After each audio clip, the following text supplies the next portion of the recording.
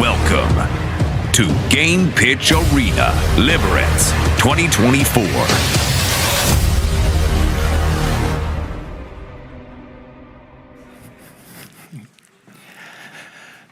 Ladies and gentlemen, welcome in Game Pitch Arena, Liberec 2024, part of Anifilm International Festival.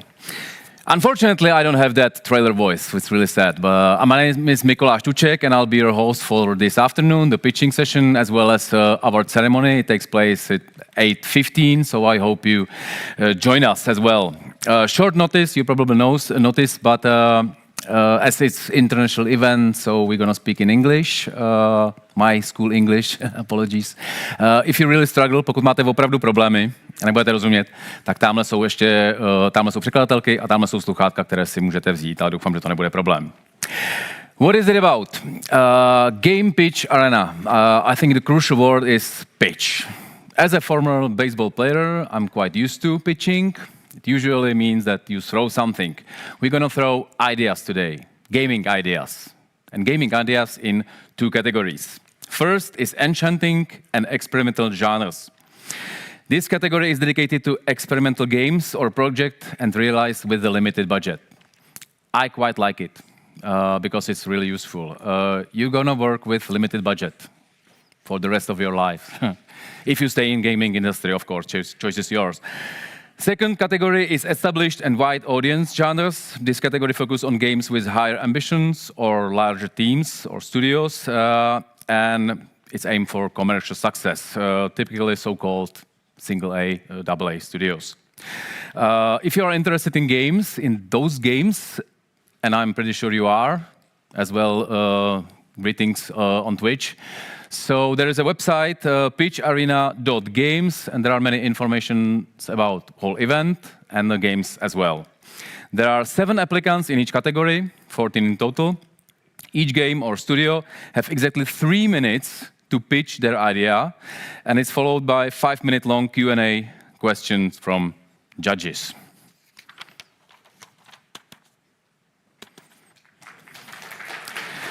Getting better.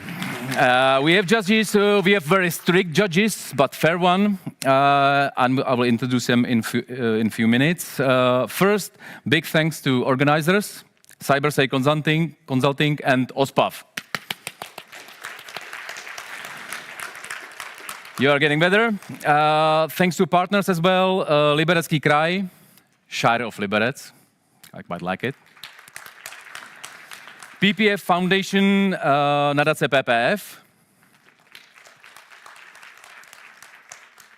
Czech Invest. Nebudu překládat. Liberec Eagle. And O2 Czech Republic. So let's focus on partners of Game Pitch Arena. The main partner of Anifilm International Festival, the PPF Foundation, has generously donated 10,000 euros to the prize pool.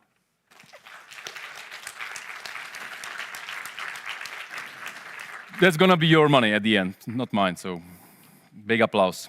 In addition, O2 Czech Republic has contributed to the best possible connection at the location of the winner's choice, including free hardware for 1 year. Useful as well. And last but not least, the law firm Liberec Eagle has donated 1,000 euros worth of their services.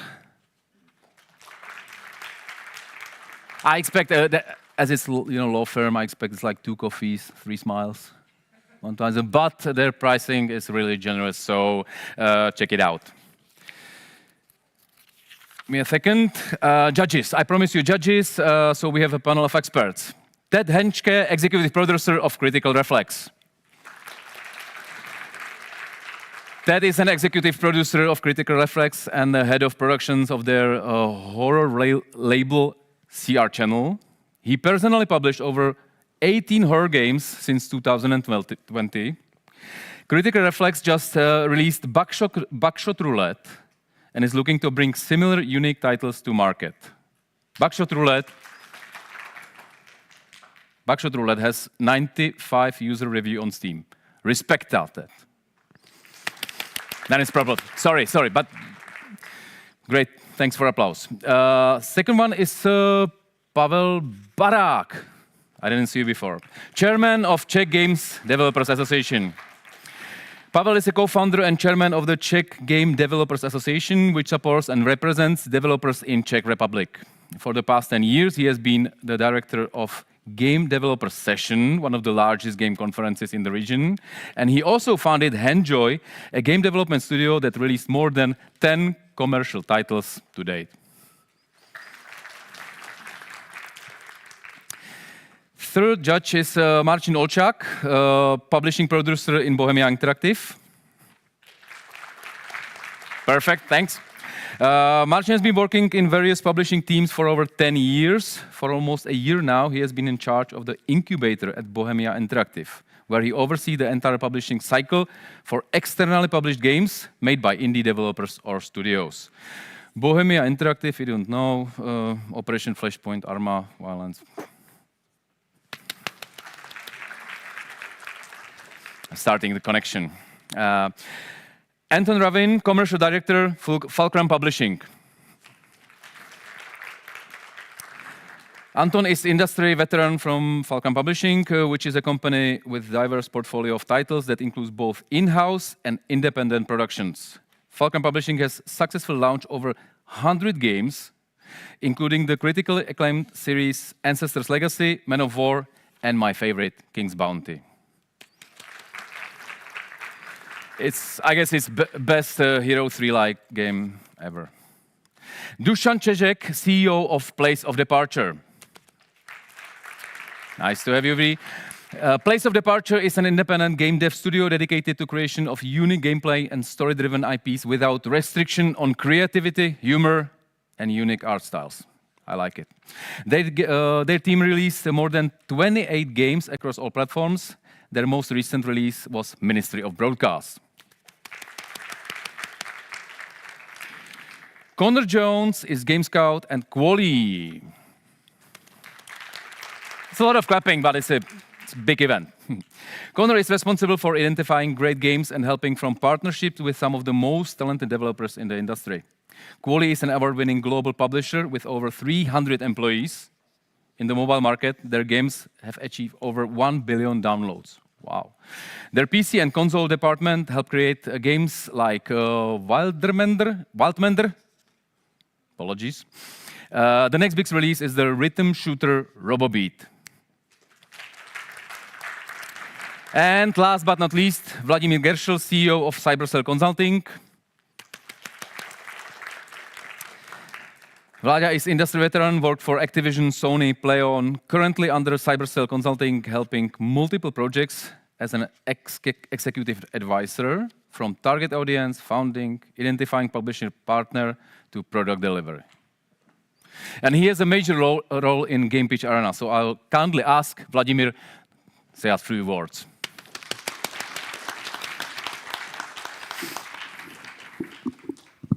Thank you. Hello, everyone.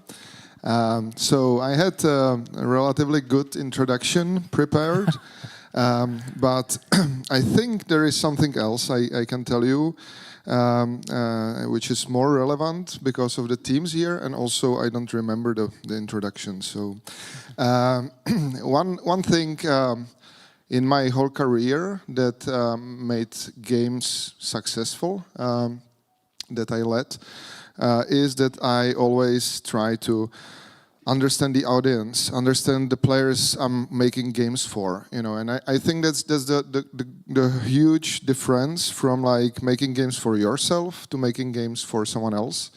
Understanding that audience, not necessarily doing what you like, but trying to look at it through the eyes of someone who is going to play your game, or in this event, who is going to judge your game.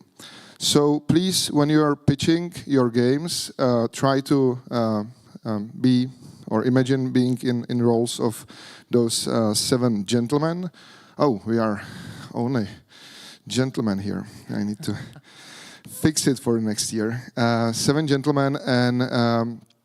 And imagine that they know very few about your game. They see it for the first time, or they saw it maybe only once before.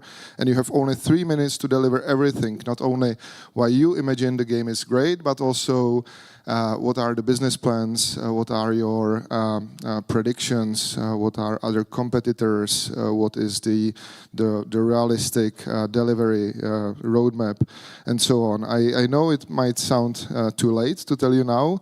I also know you had some workshops from our side, but I just want to remind you, you are now talking to the jury here, those 7 guys. So please try to imagine being in their shoes and deliver the information for them, not through your eyes of brilliant idea and skipping the rest. Last but not least, thank you for all judges or the whole jury here. It's a great panel. I'm really happy to have you here, guys.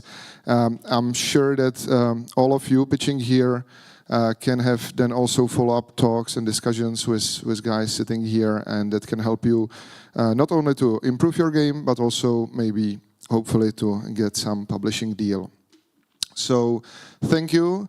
I'm really happy we as Cybersale can help to the Czech industry to start those also small or smaller projects, not small in some cases, but new projects that are brave, because as the industry, we are in Czech Republic very much leaning on shoulders of few huge companies, and we need to also start way more creative, smaller teams. That's also what we just discussed before this show with guys from Ministry of Culture, and we are trying to support also this, to have some foundations in the near future. But those steps like pitching sessions, governmental support, etc., I hope are helping to the whole industry to be more healthy, let's say, and have more young, brave people in the market. So thank you all and good luck.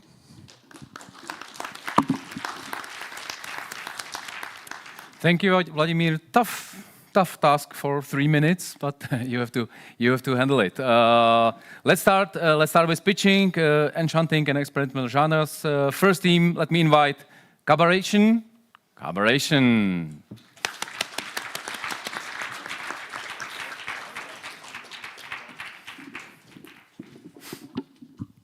1, 2. Yeah, hello. Okay, we can start. Hello, guys. Have you ever heard about these magical boxes called, how does it called? Automata. Sorry. Automata, it's home cinema from the beginning of the 20th century. It's our inspiration for the game. And it will be adventure game, click point, and we set it on 19th. Here you can just see the atmosphere, what we want to bring to our audience, and start their curiosity. How does it work? The game will be split to the worlds. One is the reality. You can set the puzzle and turn the clank and move to the fantasy. And you can solve the puzzle and move the story further. This is your playground. The mechanical machine split to 4 stages, from cozy atmosphere to suspense. And the story and the puzzles will be spread out between these drawers. And it will be play like a Rubik's Cube, but only horizontal way. How does it work? Some puzzle. There is the fantasy. You can just set up and solve the puzzle and light up the stars. Move to the fantasy. You can fish the stars from the lake, collect them, and move to the reality. You will behold the pulp necessary for the lighthouse, and with call the ferryman who will take you out from the island. Each character will be built from the machines and reflect its character or personality. Yes, some examples.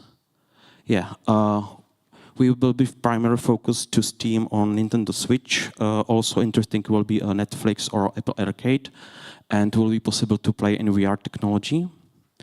Our goal would be sell 400,000 copies, price ideally between 20-25 euros, and we are now team of 2. Ideally, we want to 5, and we expect develop takes 4 years and expand to cost about 560 to 60-50k euros. The game will be developed in a Unity 3D combination of 2D and 3D graphic, and will be hand painted. Thanks this, it will be never gets old, and solving puzzles in 2 worlds, playable on all devices, and strong story, strong deep story. And we got the feedback from Kuba Dvorsky from Amanita that get us the positive feedback with some hints for the future develop. And there is the short video for the game.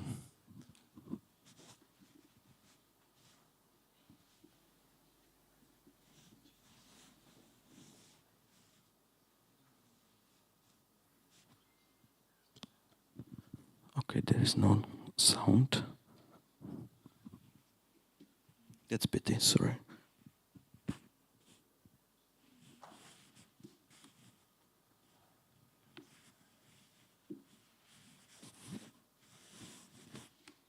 Okay, this is some our work and our studio. Okay, that's it. Thank you.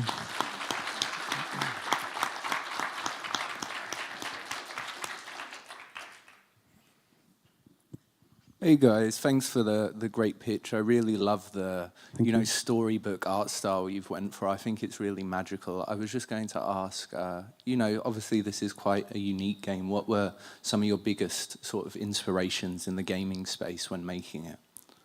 What is the inspiration? Yeah, just games that have inspired you. Mechanarium from Amanita and their games.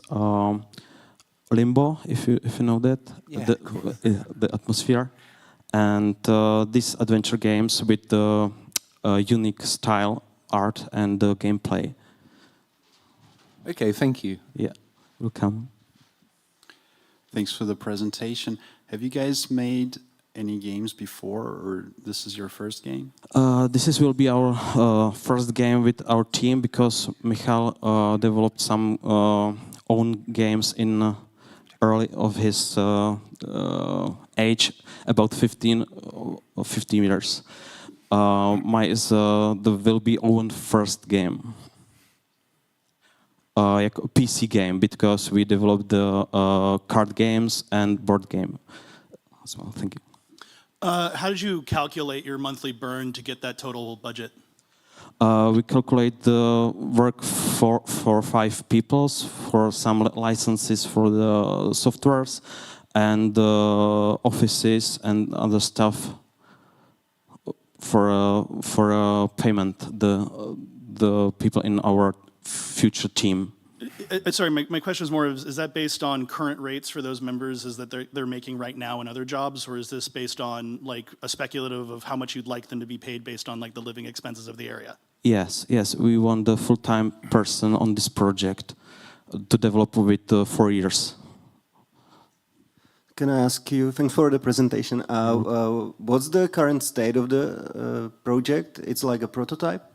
Yes, now it's we want to develop a prototype. Now it's a pre-production with this style and some sketches, only some ideas for further develop, and some puzzles. Story is done, and now it's time to build some levels for first level, like demo. Okay, thank you. And considering this is your first game, can you give us a little bit of background, where you're coming from, like for both of you? We are friends from high school. We got the team called The Ver, and we write and illustrate 5 children books and fairy tales, and develop 2 games of these stories in these books. and we want to move further because we are both of us love the games and love the work of Amanita that was inspired us with these doing the games. Yeah, I meant like what you studied, if you had some previous experiences in some other game studio. I'm now working in SCS on Euro Truck Simulator, like how does it called? My 3D artist, but in a procedural way. And Michal is fire develop in programming, and he loved the illustrated more than programming, because we need a programmer for this project. Yeah. Thank you. Welcome.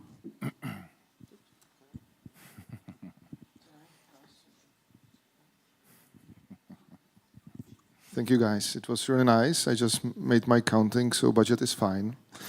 But just few quick hints. Okay. Based on because as consulting company, we are working with many publishers, so we are talking a bit more on like generic scale.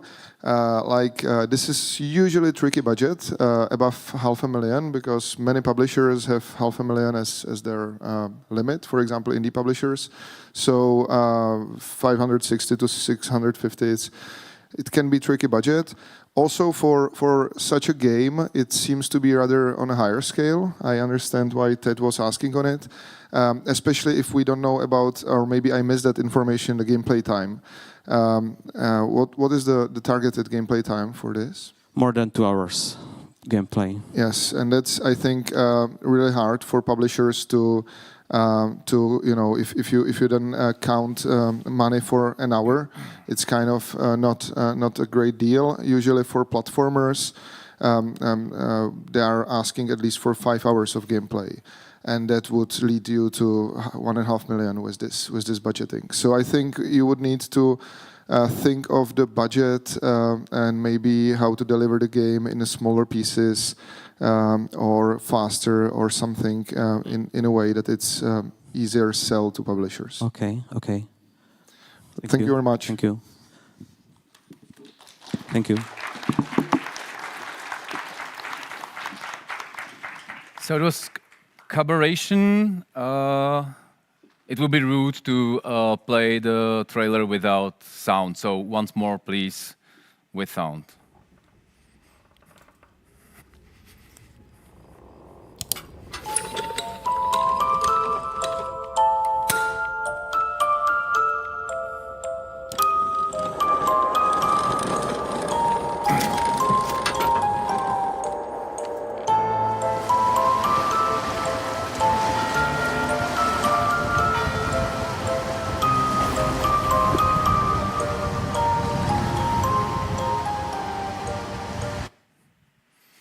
So apologies for technical issues.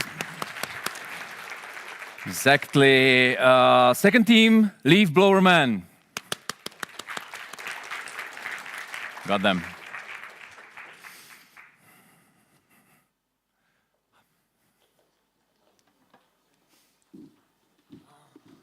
Hello. Nice to meet you. Can we start? Yeah. So we changed the title, so now it's Master Leaf Blower. So let's start. Who are we? We are Buffa Software, small independent studio. It's based around 2 founders, me and my colleague Adam Hruby, but we are a group of up to 10 individuals from various professions. Let's watch video.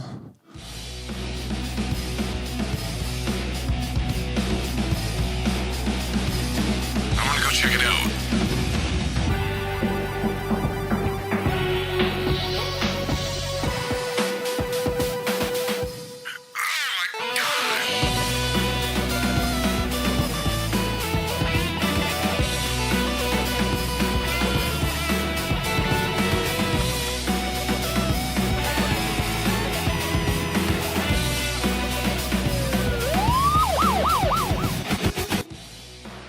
don't want to do anything to scare your children. That's the last thing we want to do.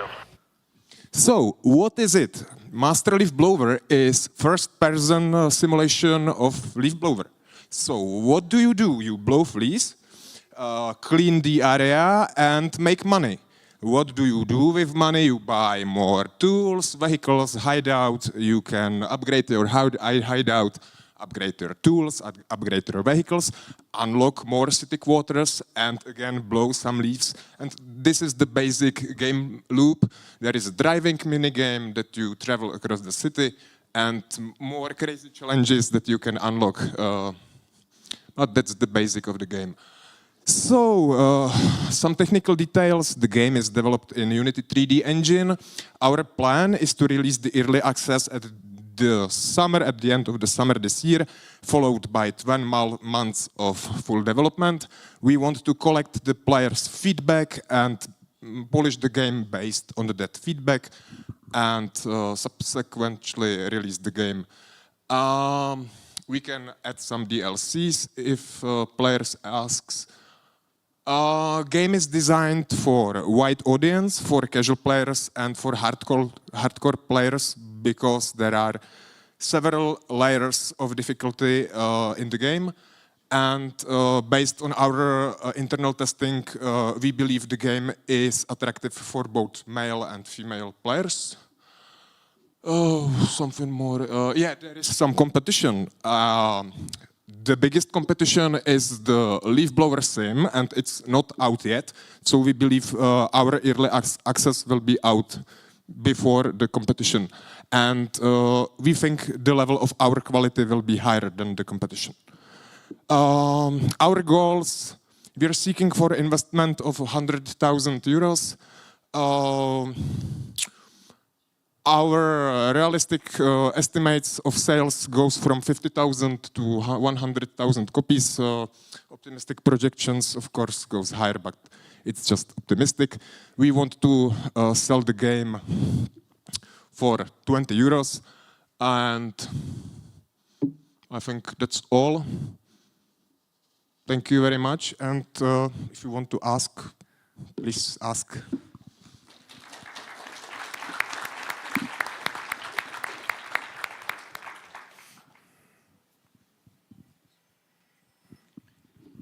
Thank you for the presentation. Looks like there's quite a competition in the leaf blower genre, right? So how are you guys better than the other leaf blowers? Our game is better. It's different genre. It's only first person that we know about. Other games are pixel art, top-down games in very, let's say, Roblox-like basic graphics. And the level of simulation is not so good as our level. And the bigger competition is third-person game. And my opinion is that game of this type needs to be really immersive, and only first person gives you this kind of immersion. All right, so first and foremost, the idea of going $10 early access into $20 full release is like a really bad idea. Because when you're looking at those sites that aggregate prices, like where the biggest discount is, you'd have to do a 50% discount even to just reach your all-time low. So it makes it really, really difficult to discount in the future. But that being said, I did want to ask a question though, because a lot of simulators like this, the way that the market works is you kind of like have a publisher, a big company that is able to kind of funnel audiences from one game to the next. So what is your in with the simulator community? Like, do you have anyone that's worked on previous simulators? Do you have anyone that's like really big, like as an influencer in the simulator world that's going to give you a leg up in that market to help attract like a wider audience? Yeah, thank you for this question.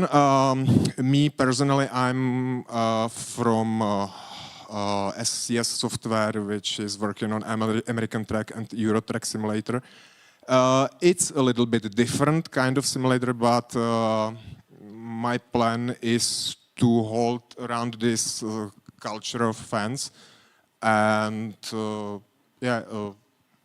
the basic plan is to build the community during the early access in these waters. Thank you for the presentation. So the game was in development for 12 months. Now it's in development for 8 months and 12 another months are planned.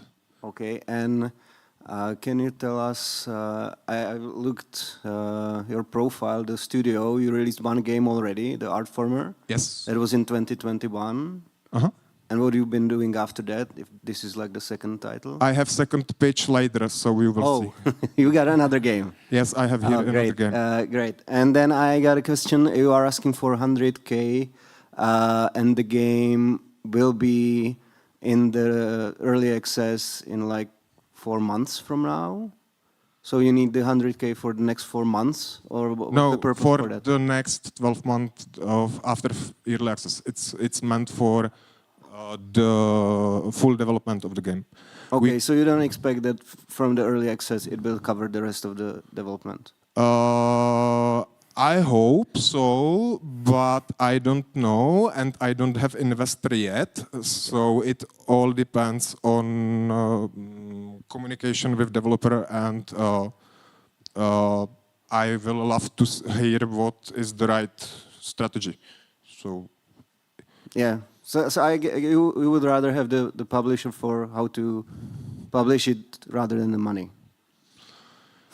Yeah, you know, plans can change. Okay, so. Thank you. Good. I thank you. Hi, sorry, I have a question.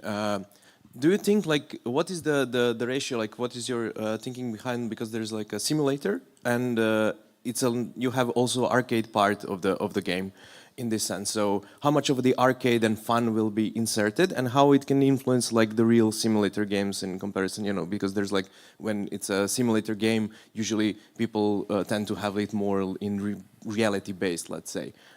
So I'm just curious about the ratio of those and how fun it is. My goal is to create arcade fun with simulation principles. So the core gameplay runs on the simulation. It's physics based and it's the main goal. But my opinion is it doesn't have to be like 100% real. The fun is bigger aspect than the reality. So your blowing is more arcadey, but using the simulation principles.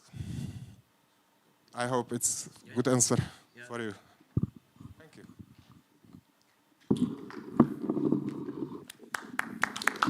Thank you very much.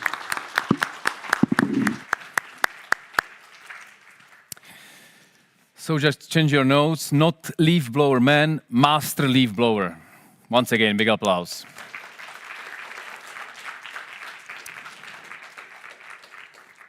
Manabis? Okay, let's go.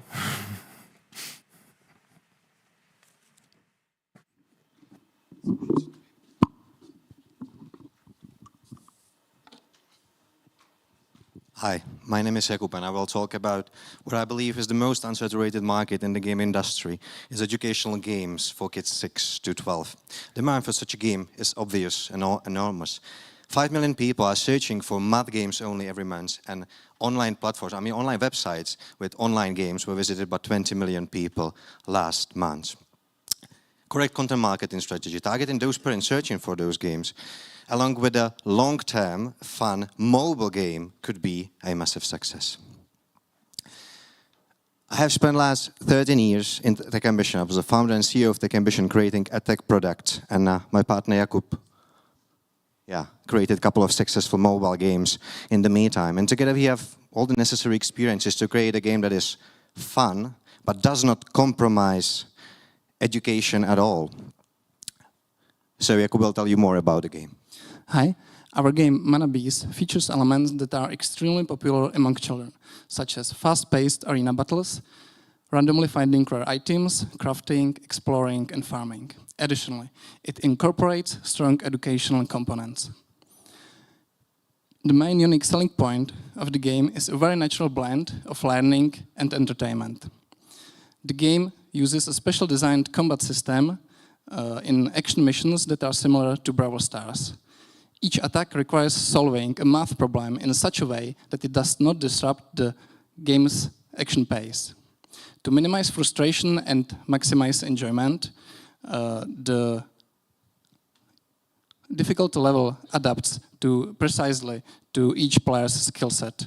The evidence-based algorithm makes learning even more effective and the knowledge more lasting. During missions, the players collect resources and discover magical seeds. Upon returning to their base, they can craft tools and grow magical companions, mana bees. These mechanics fuel passion for collecting and also opens up opportunities to create rich user-generated content on social networks.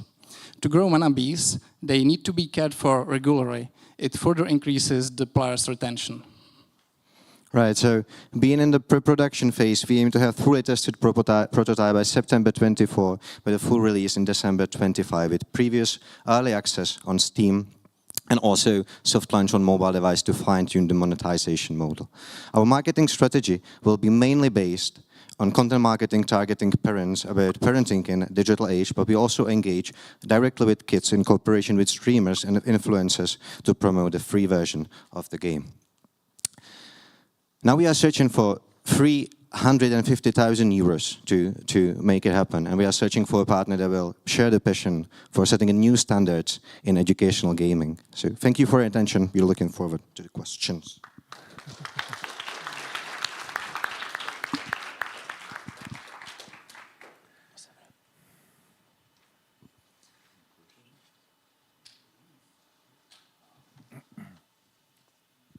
Hey, sorry, I just wanted to ask how the sort of multiplayer is going to work in the game. The multiplayer. Well, the game, there will be like strong aspect of offline single player.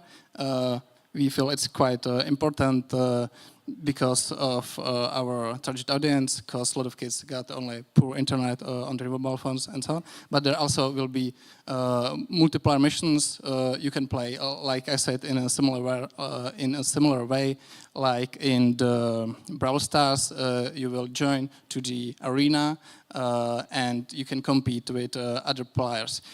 We will really like to stress the family playing, like because you are using like your math skills during the play. We think it would be really awesome if you'll be able to play like with your parents using your math skills, and I may be too long, but it's very nice mechanic in the game if you using these like regular math examples, you are getting better and better quite fast, and it probably will happen that if you play the game, you will be very soon better than your parents in the game, and if you challenge them in the game, you can beat your dad in the math, and I think it would be quite awesome, and with like even in a way of educational, because the confidence of math in kids is very important to make them good in the math. Well, Okay, I hope I answered. Thank you for the presentation. Are you looking to raise a development budget from a publisher? And if you are, then how are you guys planning on spending this budget? Can I have the presentation once more? Or?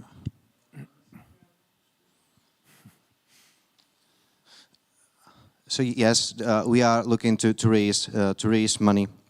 It's not the only educational game that we would like to come up with. It's the first one, but we would like to create a love brand that a lot of parents would rely on. Those parents that are searching for educational games usually came up short these days. So we want to really create the first game that was be a base for creating a product that a lot of parents would rely on. So yes, that's. So this budget is not just for this game, right? This is more like an This budget is for this game, but the content marketing is something that you can rely on in the long term. So I would like to create a content marketing strategy that will help also the future games, so that 122K is probably going to impact also future games. Okay, thank you. Thank you for the presentation. It was really nicely delivered.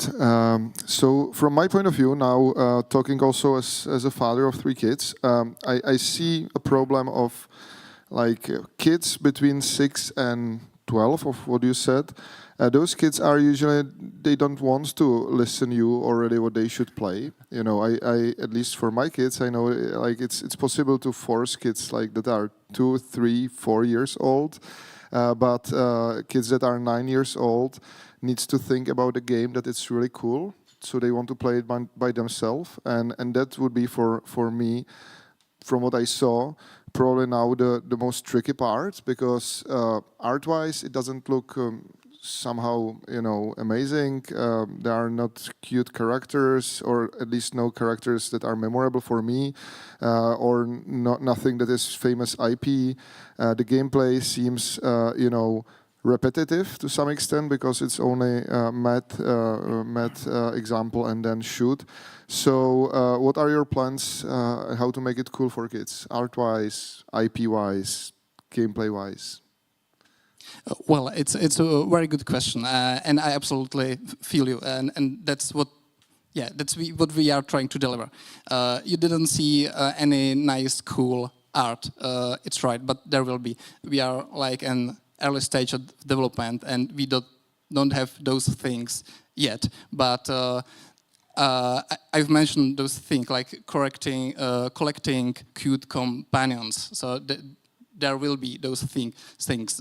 There is not only like a single mode shooting one enemy. There will be more modes of games you can play. There will be the crafting part on your base.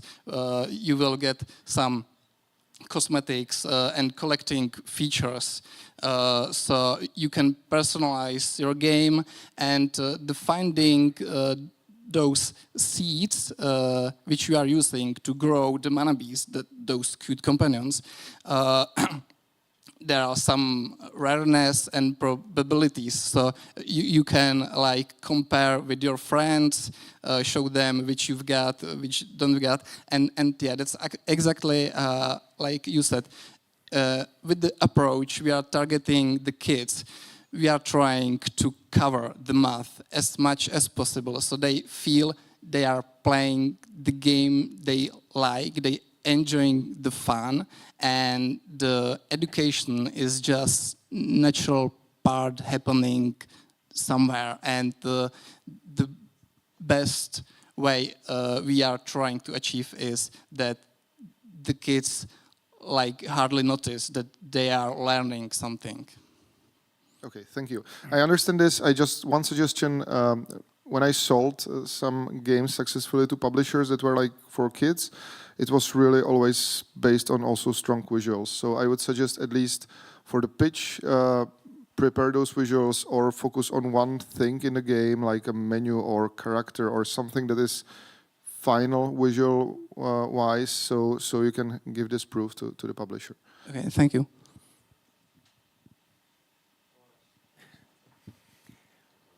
Thank you. Thank you. Thanks. Manabis. As a father of 3 as well, I have a weak spot for this game. Math game. I don't know if you've ever played Calculors. No, just me. Very good game. The next one is Medics. Brilliant. I will wait for you. Applause, applause. Release the pressure. Cheers. Hello there. 1, 2. Is it working? No? Yeah, no.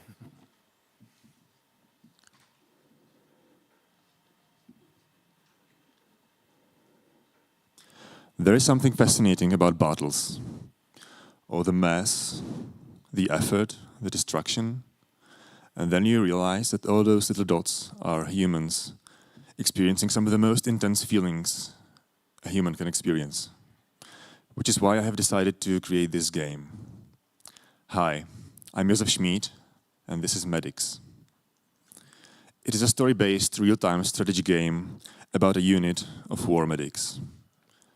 Over the course of 7 chapters, you struggle to save as many lives as you can. You follow the story of Hera, a young medical graduate recently assigned to serve on the northern border of the Empire. The Imperial army is soon taken by surprise and forced to flee by a crushing force. This game lets you experience their struggle for survival and hope. You will have to gather supplies, move around the map, and react swiftly to sudden changes on the battlefield.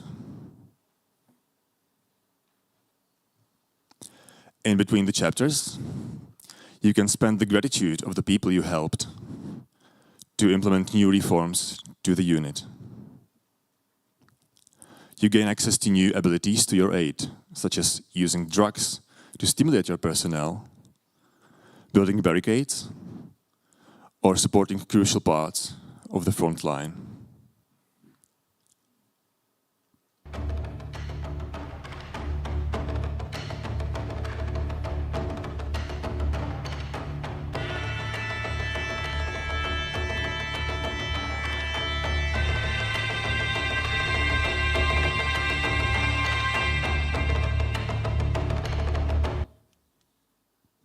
The game is set to release on PC, Mac, iOS and Android by the end of this year. Now, why should you look forward to this? It is an intense, concise game with a unique theme, an emotional story and a handcrafted visual style. It will please both the players and fans of story-based games and strategy games, as well as players of support roles. It is meant as a one-time purchase and has been in development for 1.5 years now, with an approximate of 6 months to go. And I have estimated the budget for those remaining 6 months to be 145,000 euros, including professional voice acting, licenses, music recording, marketing, and rewards for the team. The team itself includes me and 2 other people and is certainly open for expansion. While I haven't really found a game quite like it, I have put the estimate of sales based on some similar games with similar topics and themes to a possibility of up to 7 million euros across all platforms. I hope to deliver a game that will make you feel like you're experiencing something unique and important. Thank you, that's all from me now. Any questions?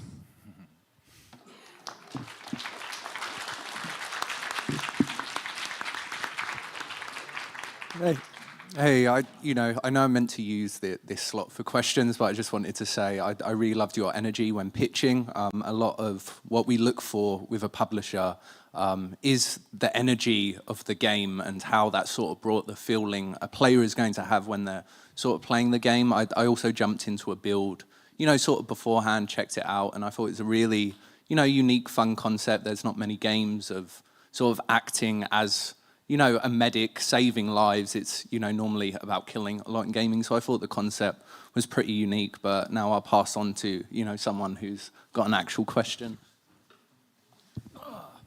So it's kind of hard to tell from the gameplay. Is there like a win state to any levels, or is it just like holding back the horde for as long as possible so you can evacuate as many people as possible? Or is there like a part where you can like turn the tide yourself? Like, what's the vibe? As I said, the game is story-based, and each of the levels have like different objectives and different mechanics, in, which they they just one based on like you completing the objectives, basically, and that's like for the story campaign. I'm also like having like an infinite mode in mind, where you have a more direct influence on whether the battle ends in your favor or whether you are forced to retreat. But like the story campaign is more like you experiencing the story, and the game mechanics are there to enhance your feeling about the story and your emotions about the game. Yeah, I mean, I just kind of like put it in more simple terms. On the scale of like misery porn to like power fantasy, this campaign is more on the misery porn kind of side of things, like this War of Mine, that kind of thing? Yes, like maybe 30% on the misery point.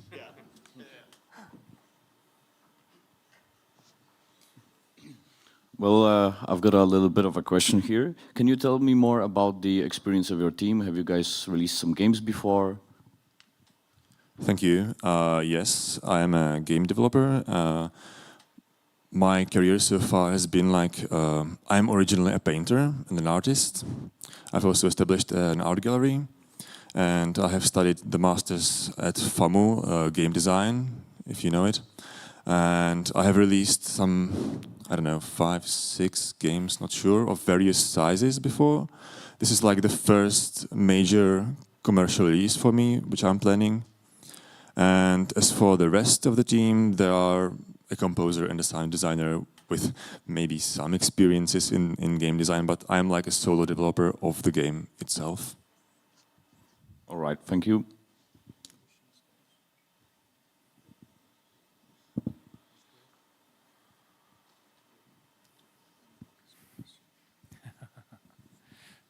Sorry, just a quick question. What is the replayability of this concept? Is there a chance, or is there any gameplay mechanics why I should replay it? I think maybe based on which path in like the tech tree you choose, and which like is your favorite approach to the reforms you make to the unit, can influence how what the experience of the game is for you. But I've always like thought of it as more like an intense short game with a linear story. I'm a big fan of shorter games, as I often don't have the time to play a huge long game, and so I kind of like it that way, and I feel like there's an audience for this. And if there is like this infinity mode, which I spoke about earlier, I think that will have more like a replayability, because it would be more like a playground for people, and you know, with like generated maps and conditions, and maybe even like a generator of maps, like a editor, I meant. Okay, thank you. Very memorable art style and the presentation itself. Thank you very much. Thank you.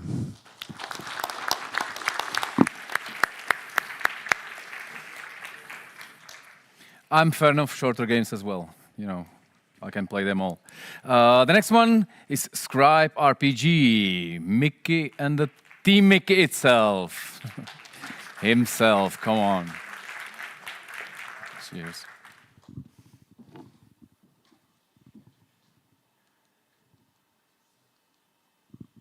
Okay, so imagine the world after iconoclastic revolution. Revolution that completely overthrows the old dynasty and destroys all evidence of the history. Just to enforce position of the emperor and the new emperor and his tyranny. Tyranny where just whispering the word of the true history can lead you to death penalty. And now imagine that you are the one who decides to go out there to retrieve and record that true history by yourself. Now, that is what the Scribe RPG is about. Scribe RPG is an action, exploration, platformer RPG where you play as the rogue scribe who escapes detention and goes for a quest to recover lost pieces of the past. I'm Mikuláš Podprodský, I'm creative director of this thing, and I will guide you through what it is all about.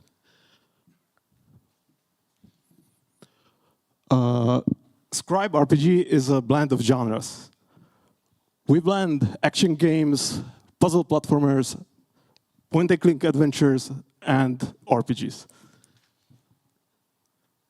We are players. We played most of the games from early 90s till present day gaming, and we have really wide range of inspiration. But let's pick 4 really important to us, which is classic Prince of Persia, Secret of the Monkey Island, or Flashback, or even Elder Scrolls series. The blend of genres is very unique, and we are proud to say that it works as a charm in our game. Hand in hand with that, we have unique world exploration mechanic, which lets you inspect any interesting feature in the game world.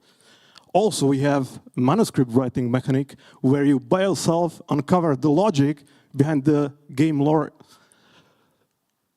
Our feature list in this game is very robust. The game is open world, so you can go anywhere at any time.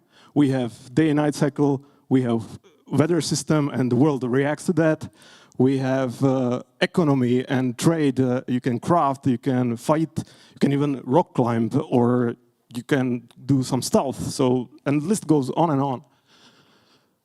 And all that is made in organic pixel art. We do not use tiled maps for building our world levels. Everything is unique artwork, so every step you make in the game means you explore new visuals. And it's all made by us, two brothers, with a complicated name, so we call ourselves Romit. I am ex-AAA game developer. I worked on Mafia 2 title or Kingdom Come Deliverance, and my brother, he is a technology nerd who has the game coding as a relaxed activity after his job in various tech companies. State of the project. We have now a fully playable vertical slice of the game done. We need to polish it, and we want to release it for the public to gain as much visibility as possible. Our target audience is people who play, who search for interesting gameplay approaches and original ideas, but also have a weak spot for retro gaming. And yeah, that's the Scribe. Follow us on Scribe RPG, and thank you.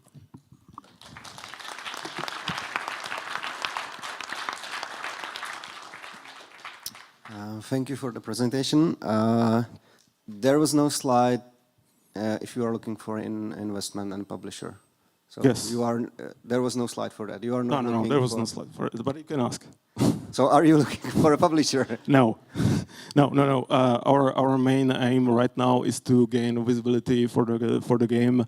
We want to gather feedback from actual players, and the next steps, how we will sell it for the publishers, will be really next step. Okay, I've followed the Kickstarter campaign, which unfortunately failed. Yes. So are you taking any knowledge out of that? Yes. We actually started our Kickstarter with zero visibility. Just started because we wanted to. Still gained around 400 backers with 500,000 crowns gathered, which was not enough, of course. But it was like great first step for us to see if the idea of the game kind of talks to the people. Okay, and so do you plan to repeat it again, the crowdfunding? That's a question. I'm not sure. And my last question, when are you planning to release the game, if some estimate at least? Well, there is more approaches to that, because if you would gather some funds, which is around 250,000 euros, we could do full-time work on it, and it is because we plan the scope of the game is like 15 hours of gameplay. We can finish it in 1.5 years without funding, which is state we are right now in. So zero budget. It will take much longer, of course. But we have like stages that we will release probably the early access, and then we will expand, because the game has this possibility to expand or shrink. Okay. I said last question, but I got one more. Okay.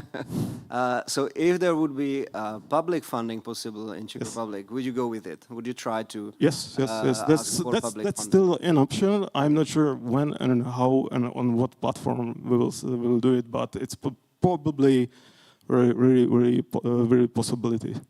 Okay. Thank you. Yeah. Welcome. I have just one question about the target audience Yes. in this sense, because there's like a couple of genres mixing and Yes, stuff. yes. So did you get some feedback from the different players and how they basically, the traditional Yes. RPG players, how they react to the Yes, platforming? actually, we had this on some RPG forums, and guys were like commenting it, and it was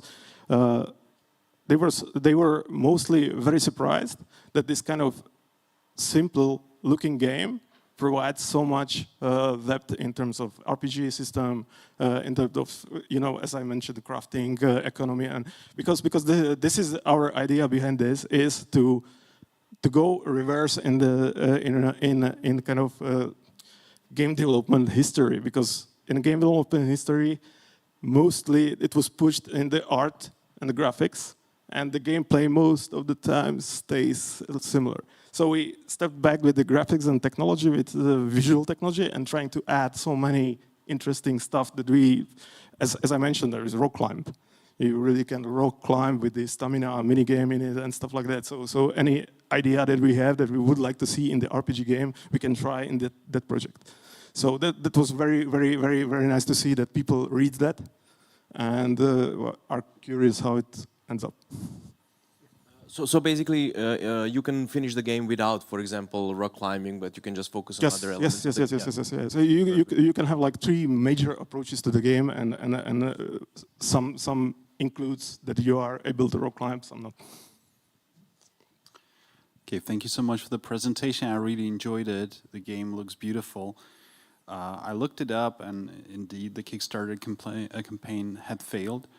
Why do you think that happened? As I said, we definitely made a mistake. Well, we kind of thought that it will be failing at the end, but we really had zero visibility before. And if you go to Kickstarter, you need to really have the community running behind the game, and you have you need to contact the public. Like so you need to have followers. We didn't. It was for us just, we have the possibility to do a Kickstarter, let's do it and see what's happened. Also we asked for a lot of money for the small game. We asked for 50K, which is for the small projects like this on the Kickstarter not very typical. It's usually 15,000, 20,000, and then it's really fastly go to green numbers, and then you really start to earn. So we had this big disadvantage that we asked for quite a lot. They didn't get there, and the projects where you have no green numbers doesn't look very good for backers to buy the game. So we failed. But we didn't want to do this underfunding strategy, because you can end up with just 15,000 euro and need to deliver, and it's impossible. So we risked that. We still get awesome feedback, and actually even visibility of the project raised enormously after the Kickstarter. So.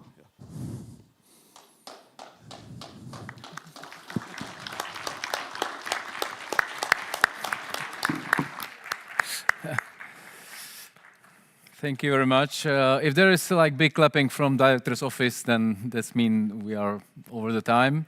So Scribe RPG, and the next project is the Pied Piper. Pied Piper, big applause. Didn't see you for a long time. Cheers.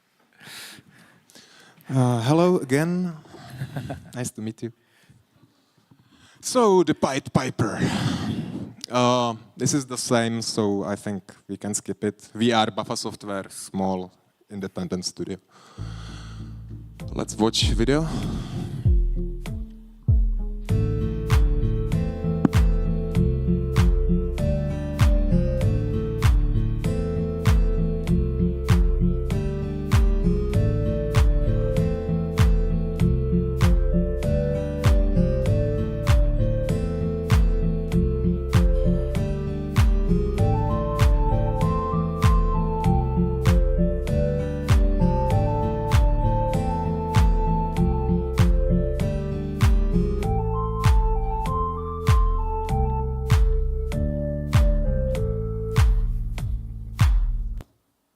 Okay, so what is it? Pied Piper is famous fairy tale in blend of 3D and 2D gameplay. The game blends action adventure with RPG elements. You, as Pied Piper, are the rat catcher. You're catching rats in people's home. You travel across the medieval-styled country. Subsequently, you get into the town of Hamelin. And your task is to get rats out of the city. So you catch more rats, get experience, get paid, buy equipment. You can do logical puzzles, fight in boss fights, solve logical mini games, and more and more. Next slide. Our audience is from 12 years above. Thanks to the fairy tale style, we believe game will be attractive for both men and women. And in game are again various layers of difficulty for casual and hardcore players, so everyone can find fun there. But if you are just casual player and don't want to do some hard secondary objectives, you can just focus on the main line and make the game easier. Similar games are Train series, Planet of Lana, but we expect our fan base will intersect with other medieval-styled games. What are our goals? We want to release free demo at the end of this year, then 1 year of full development and full release. We are seeking for investment of 200,000 euros. We want to build a robust community during the early access phase, and we believe the game will sold over 100,000 copies. And I think that's all from me for now, and if you have any questions, please ask.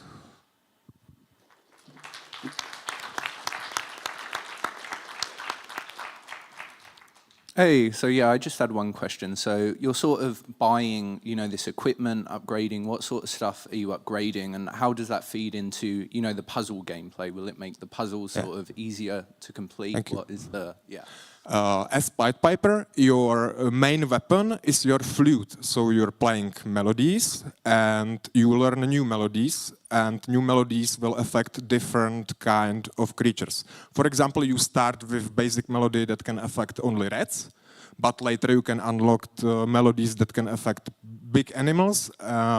Then you can unlock melodies for humans, telekinesis, magical stuff from fantasies. Okay, so it's essentially some puzzles are sort of gated until you have that. Okay, I understand. Thanks.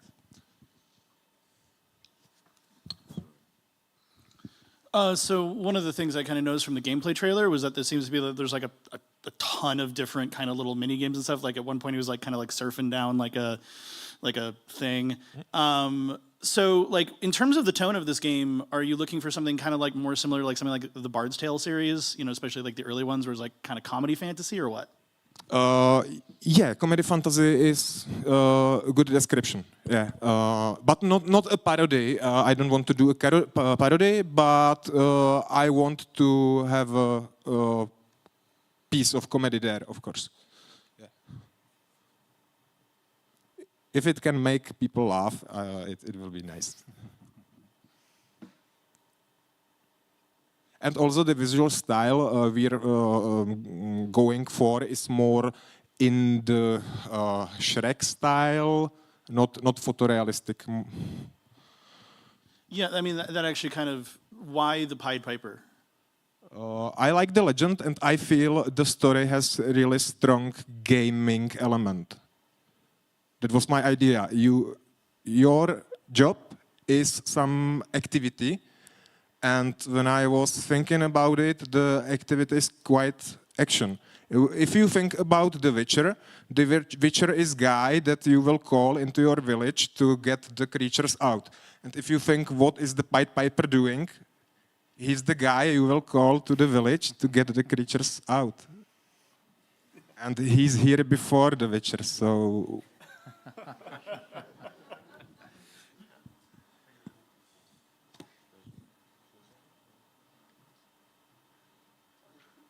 Thank you very much.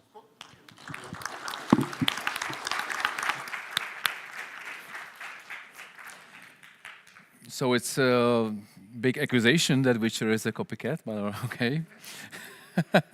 Last but not least, Zero Impact. Zero Impact, big applause. Krzysztof Ježek. Okay. Hello, thank you. Is that working? Yes. So, have you ever felt like you have no idea what you're doing? That's kind of how I feel right now, and that's how you could feel if you play Zero Impact. So, what is Zero Impact? It's a game that has a very specific genre. I like to call it the top-down, rhythm-based space adventure derby. It's a bit of a mouthful, but it will make sense in a second. The game is about a neurotic lizard who wants to be a space explorer but doesn't really know how to do that. And your task is to help them become the best space explorer in the universe. The game is split in 2 parts. I'll show you a quick demo of the combat, which is a rhythm-based combat.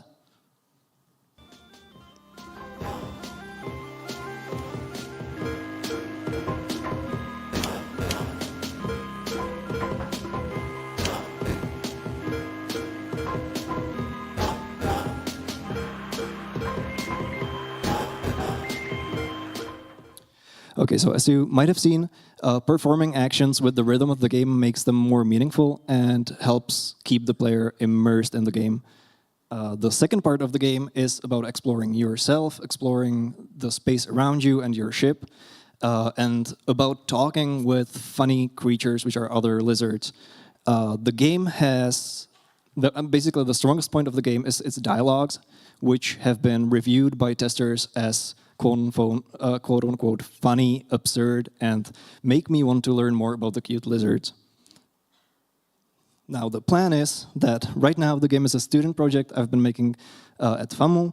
I've been making it for about 2 years.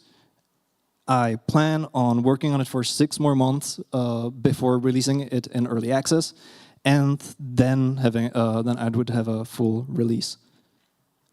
I could, with mere 100,000 euros, hire a team of 3D artists and a story writer, which would help me move the game to a next level.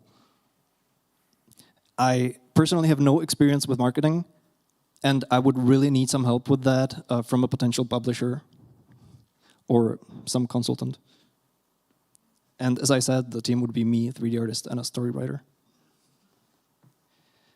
Now, the game targets adult audience, and especially young adult audience. That would be specifically because it would be the characters in the game feel most relatable to young adults, as well as there is a lot of swearing and some mild drug abuse. The game is made in Unity, where I have more than 10 years experience of programming. It would release on PCs and consoles if I get licenses. And there's a huge potential for future expansion, as the game comes with mod support in mind and easy way to add more stories, more enemies, and more sectors. That's everything from me, and thank you.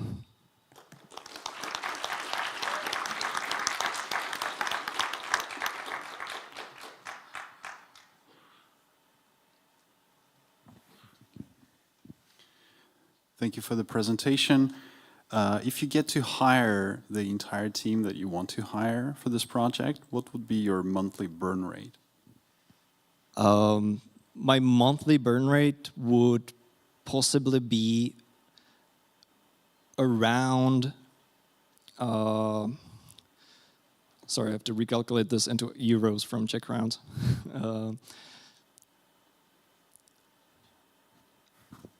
maybe How much in Czech crowns? About, I would say, 50,000 per person, possibly if they work full time. Though of course it would depend on the actual contract. I think with 3D artists it would be possible to use less money by doing contract work for individual assets.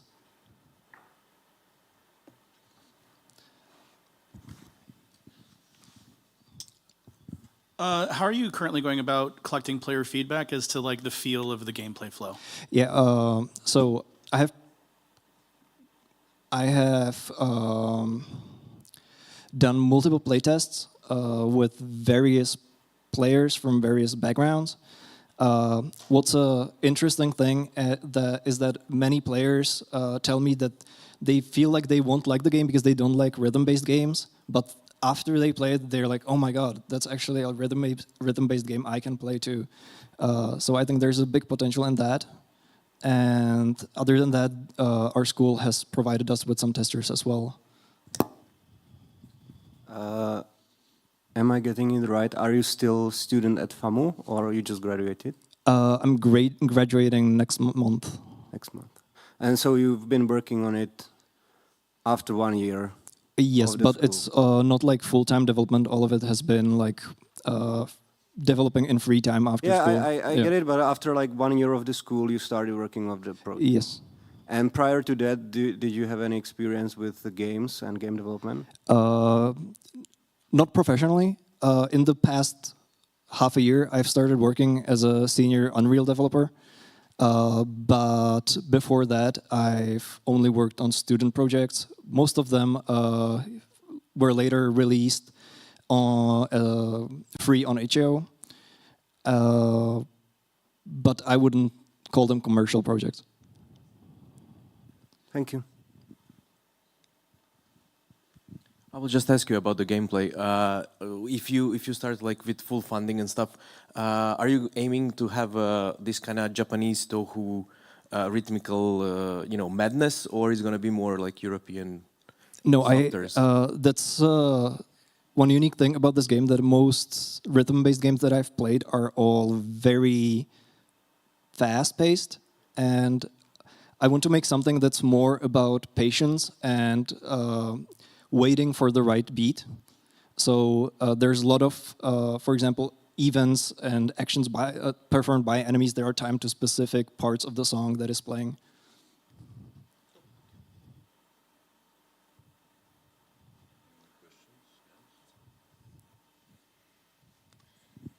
Thank you.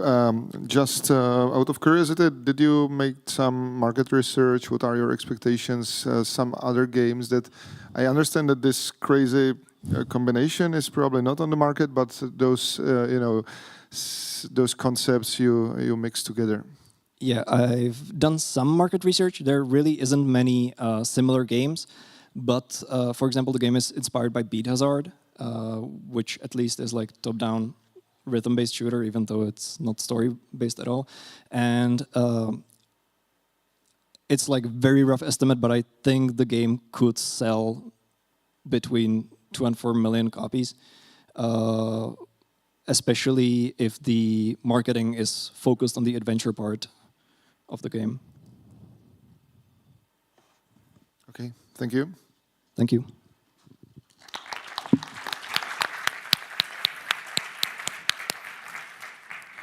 Waiting for the right beat. That was almost philosophical. So guys, I'll summarize it. Collaboration, Master Leaf Blower, Mana Beast, Medics, Scribe RPG, The Pied Piper, and Zero Impact. Please, big applause for them.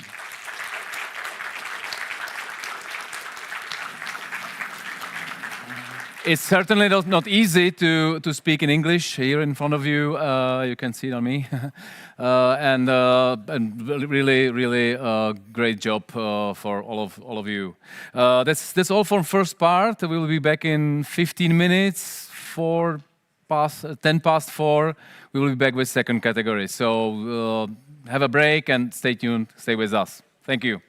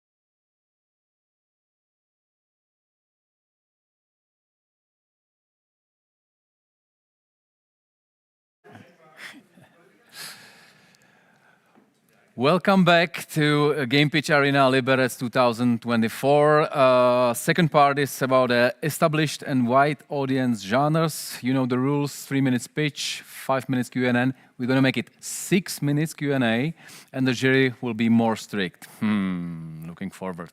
Jury is ready. So I'd like to invite first participant, Abomifighters World League.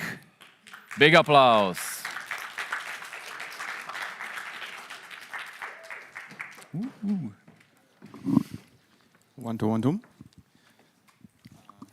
Hi, I'm Andrei from Proud Turkeys, and this is our game of Abomifighters World League. Let's go.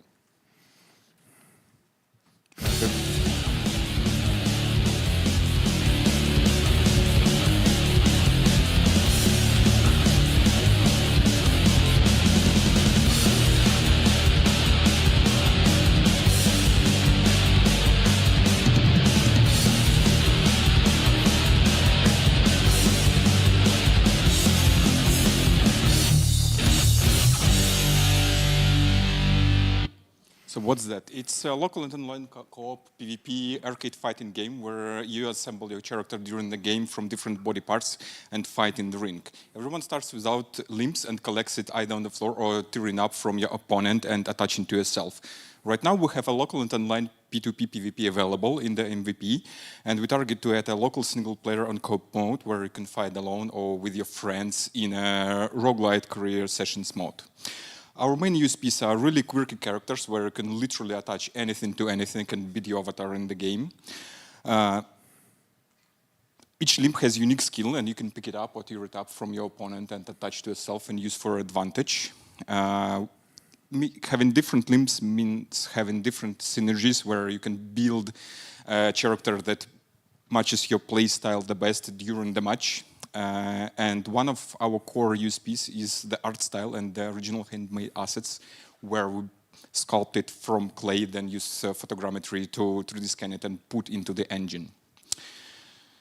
To summarize and to repeat, this is arcade fighting, a local single player, local co-op, PvP, and online PvP. We target to release on PC, on Steam, and occasionally on consoles, as it matches perfectly. It's made in Unreal Engine 5. We're really close to having a demo. We'll have it in a month or so.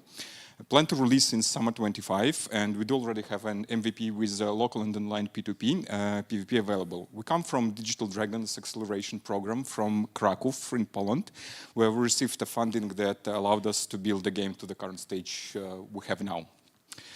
Our main references are again beasts for this weird, funny party game. Stick Fight the game is a very good arcade fighting with short sessions. The same we're targeting Oldie Goldie WrestleMania from Sega Mega Drive, if anyone remembers that as a, again, excellent arcade fighting game on a ring. We planned to have our game, Abomifighters, as a premium game, 10 years plus, released on PC and consoles. What we're looking for is funding, 240k euro for 13 months, beginning end of this summer and up to release, with a few months support after the release that covers production cost only, no marketing, no porting. We're open to discussion with the partners that we will find to help us with these things. A little bit about us. I'm coming from software engineering and project management, leading teams, and 15 years of experience. And my second co-founder, coming from wargaming, 10 years in computer graphics and 3D, doing all the 3D stuff.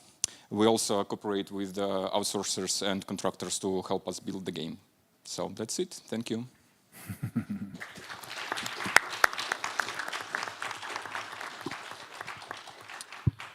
Yeah, I guess my first question would be, what's the progression system for like unlocking new things? Is everything just there from the start, or like what's going to keep people playing, and kind of what's the carrot?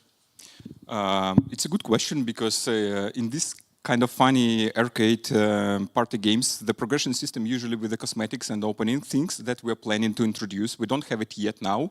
Right now the progression system is, for the full release, we're planning to introduce. The progression system for the single player will be like in Binding of Isaac, where you just open and do new different limbs that you can later use, you know, as you explore the single player mode. For multiplayer PvP mode, the most natural way is cosmetics, but we don't have it budgeted in the current stage. And then open it, it's like a random different game modes, 4 game modes, the progression system, and matching system with a kind of roguelite element where after each round you will have a pool of modifiers that you will be able to pick up. But effectively, what I believe we do already have now, based on our playtest, is the feeling of give me one more time and gonna kick your ass next time. So this is kind of like that. You've mentioned you fund some grant you already received. Can you tell us how much was it and when did you receive it? It was the acceleration program in Krakow in Digital Dragons. It was around 75k euro. We spent it since February last year, 23, and we ran out of funds in November 23. Right now we're bootstrapping on our own. Okay.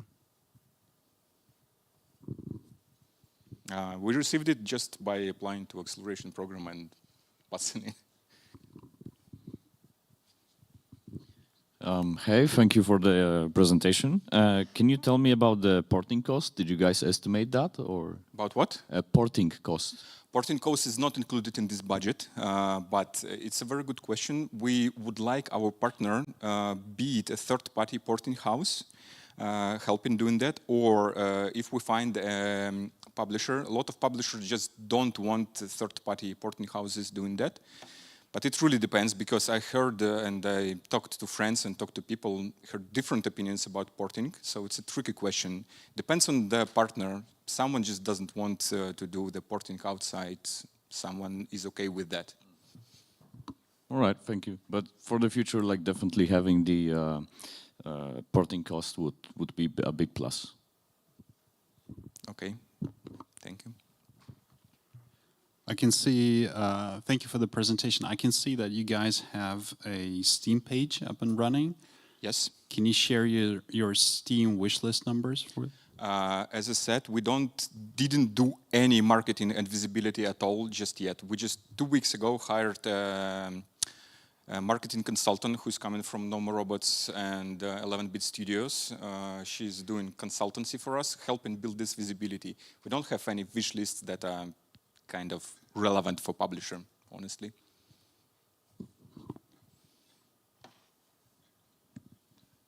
Hey, thank you. It's a really nice presentation. About the art style, that's something, because when I was doing the Forensics game, we were also trying to achieve the clay look, and I can see the clay look being very visible on some elements and somewhere not. So can you maybe tell us more about the clay approach? Environment is 3D made. I mean, it's modeled, the environment, but we try to model to try to make it. The target that we are looking for is Sid from the Toy Story playing with these toys here that he tears apart in his room. This is what we are trying to make it look like. So for the environment, it's all 3D. For the characters, the bodies are modeled and the limbs are sculpted. Okay, thank you. And also about some game modes. So are there any? Right now we have a game mode. Right now we have a game mode like Last Man Standing, so to say, for the 5th round. It's very similar to what is in Gang Beasts, the default game mode there. We have iterated on different game modes. Actually, during the acceleration program, it started at the King of the Hill stuff, which didn't work at all. Then we made a death match, like a classical death match, and didn't work as well in our opinion. So right now we have this one, and we have in our production plan an ideas for total of 4 game modes that we would like to put in the release.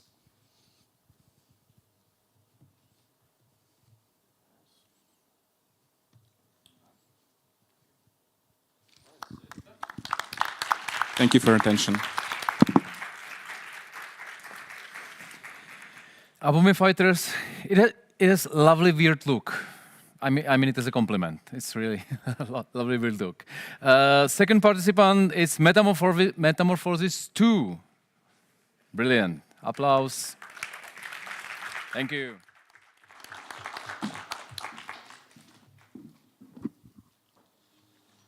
Hello, my name is Jacek from Ovidworks, here to present Metamorphosis 2. Metamorphosis 2 is a third-person action-adventure set in a magical world where bugs are civilized. They form their own society, hidden from humankind. It's also an indirect sequel to Metamorphosis 1, which we released in 2020. To a pretty good reception from the players. It sold over 100,000 copies, but it was also plagued with certain design decisions that definitely held back from achieving what we thought it was its potential.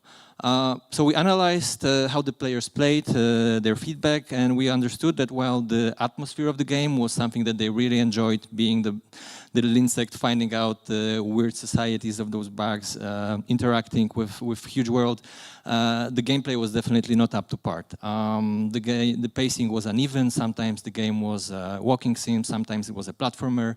The platforming in first-person perspective was frustrating at times. People got lost. So when we think about Metamorphosis 2, we definitely want to build on the atmosphere and the style of the first game, even though it's happening 100 years later, so in current times. But we really want to hone in on the gameplay, so that moment-to-moment gameplay is fun and it encourages people to explore and return to the game. So how we want to do it? First of all, we switched to third-person camera, which basically caters to all the game design changes we plan for Metamorphosis 2. The platforming is much more enjoyable in TPP. We introduce evolution and combat, which also, especially from the evolution perspective, when you can see the changes to your bugs, see the customizations, it really helps people understand or enjoy the progress of the game.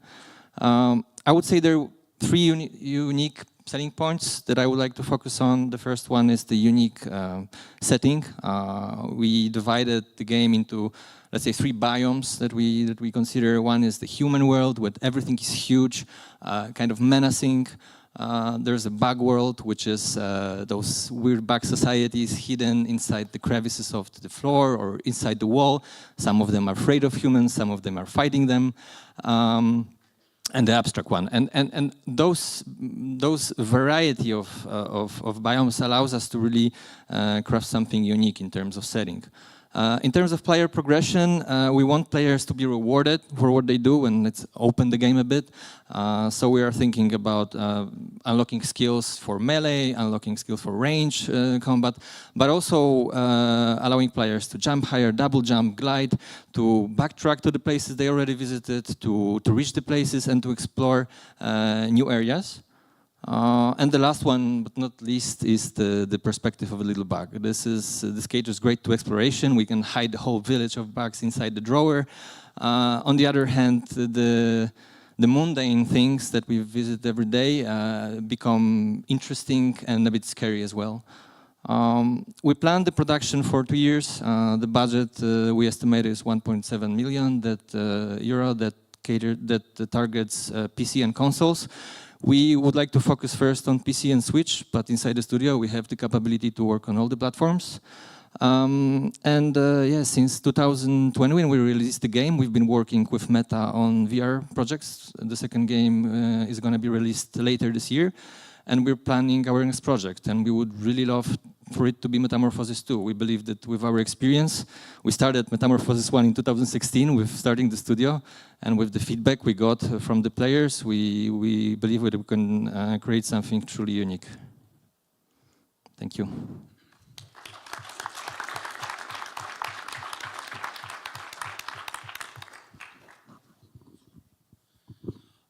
So can you give me a breakdown of like the platform distribution on those sales? Because if you just look at the Steam numbers, it seems like that like 100,000 number is like out of reach of those reviews. Yeah, majority I would say is Switch, and that was the best-selling platform.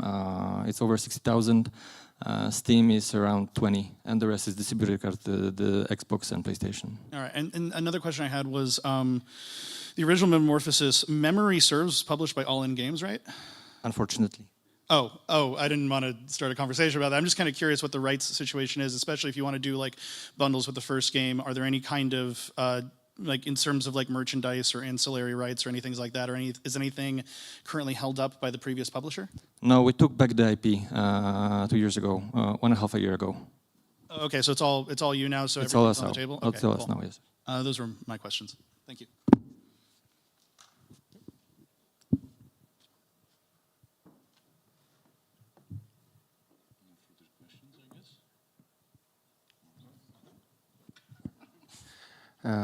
Thank you. I've played the first Metamorphosis, and as you said, it had some gameplay issues. But I also really like the game design, or the whole game idea of more abstract game that you can deliver still to the normal audience.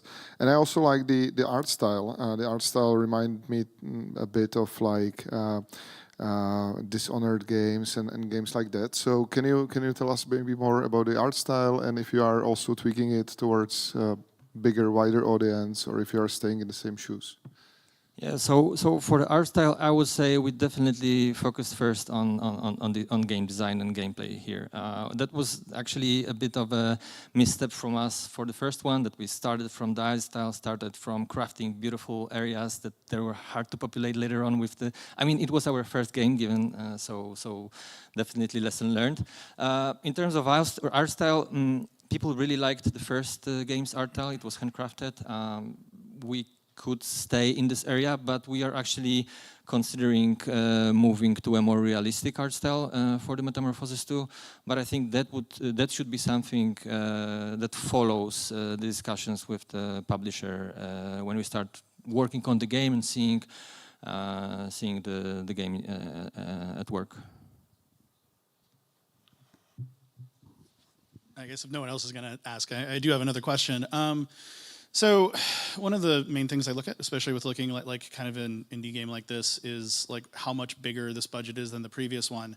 And it does seem like 1.7 is a pretty big jump over what you guys did for the original Metamorphosis. So can you kind of elaborate as to why it went up so much? Or I'm not trying to say like justify your budget, but I kind of am.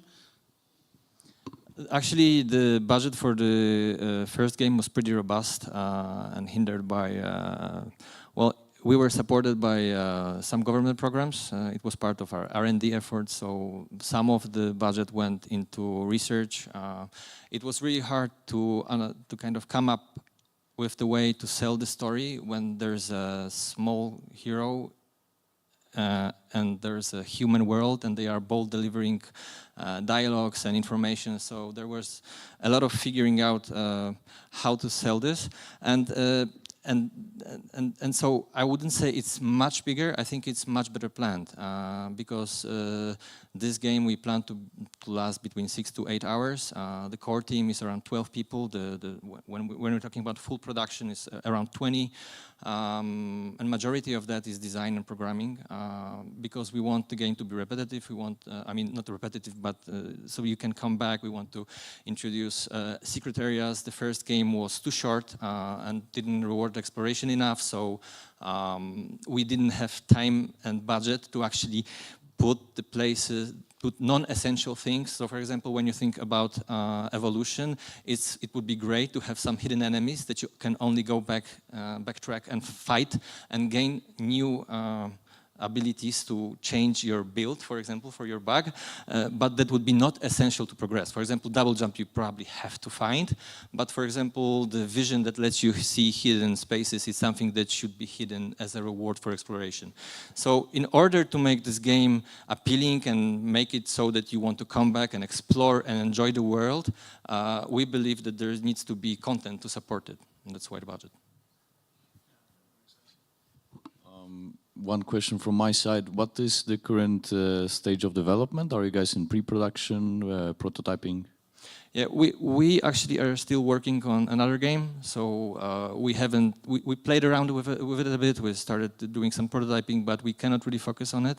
And we also feel that because of like the larger budget, we need to have some confirmation from the publisher side.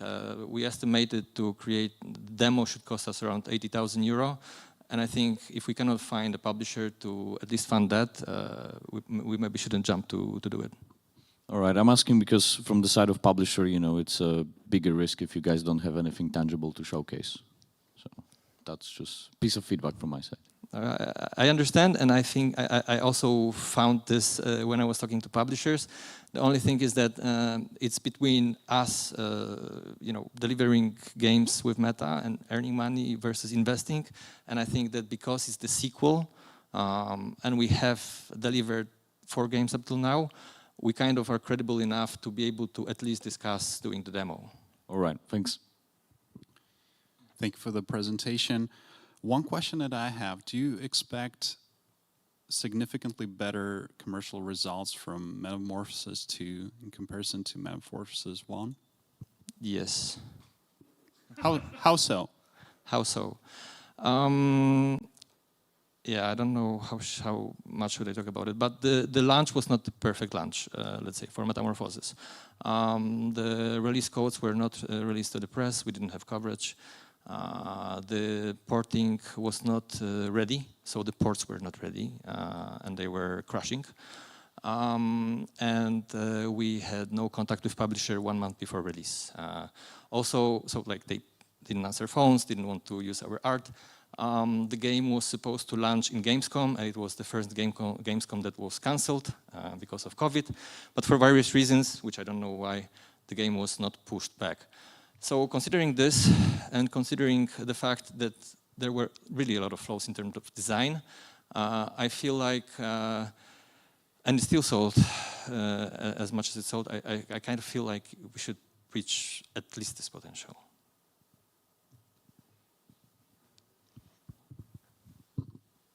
One very quick question.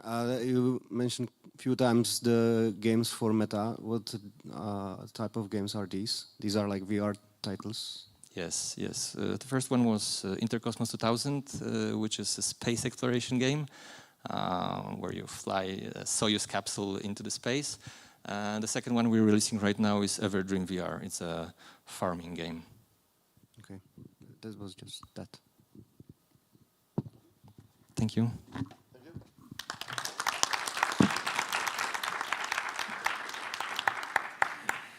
Metamorphosis. No Franz Kafka questions. It's on you guys, not on me. But the next one is Realms of Altera. So if you're here, come on a stage, and the stage is yours. Realms of Altera.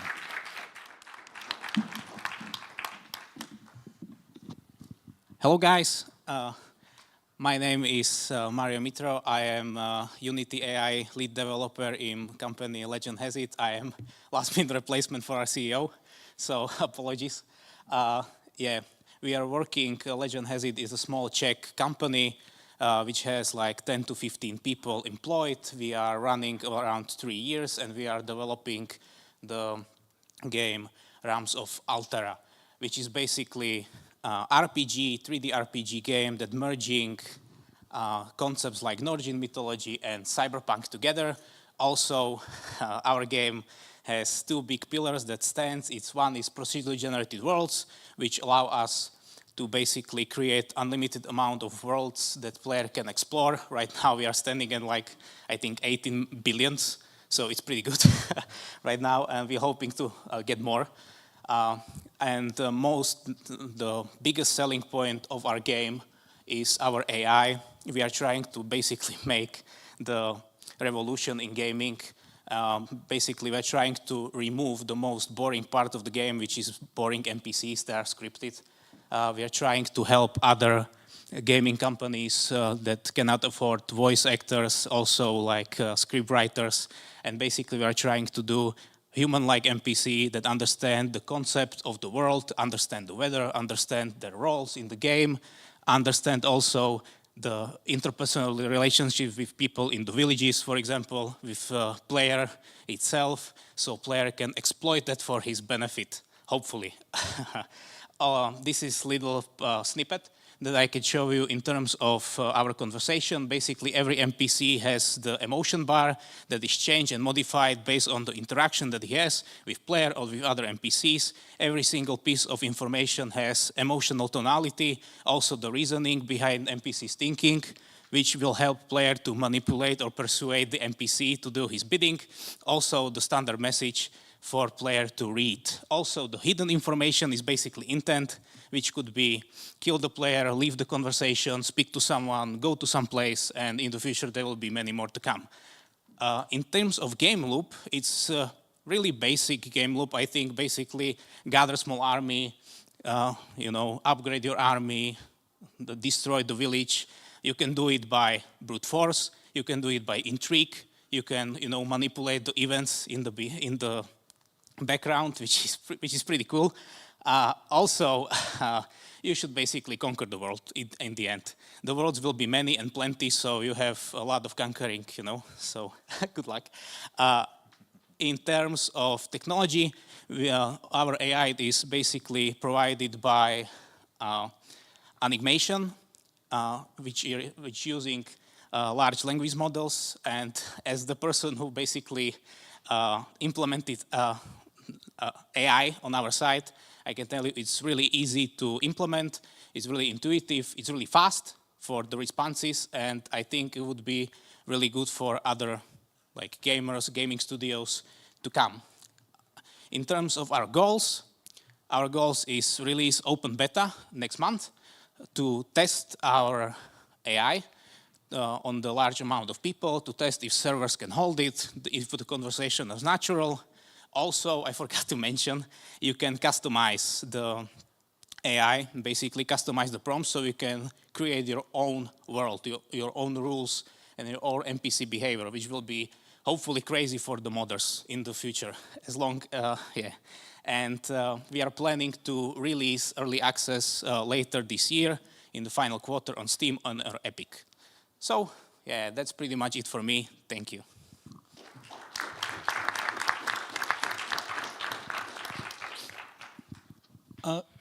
Did you want to go first? No, you go first. All right, cool.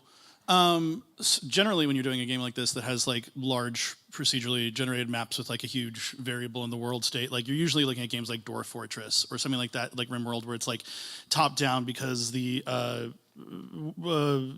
load on the art assets, it's a lot easier to do when it's all in your head.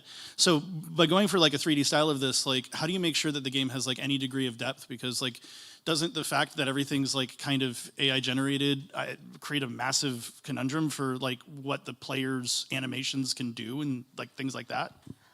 Yeah, we had a lot of troubles with that, especially with NPCs, because in the procedural generative world you have no guarantee of where is what, basically.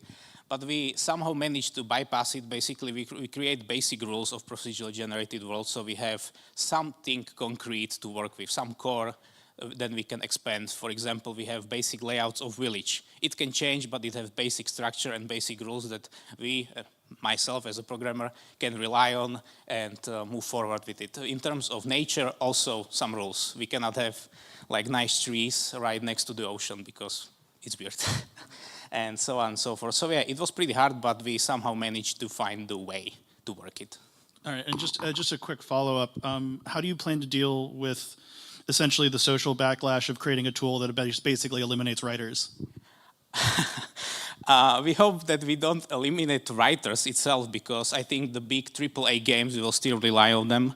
For example, the games like Uncharted and Last of Us will still rely on them. I think it will help little creators that don't have any money. For example, in terms of screenwriting, they could refocus, instead of writing the scripts, on writing the prompts, and basically lock the prompts so players cannot change them, and the developers can use basically basic seed structure of the story, and NPC can naturally evolve it. So I don't think it would kill the script writers, but I think it would shift the paradigm.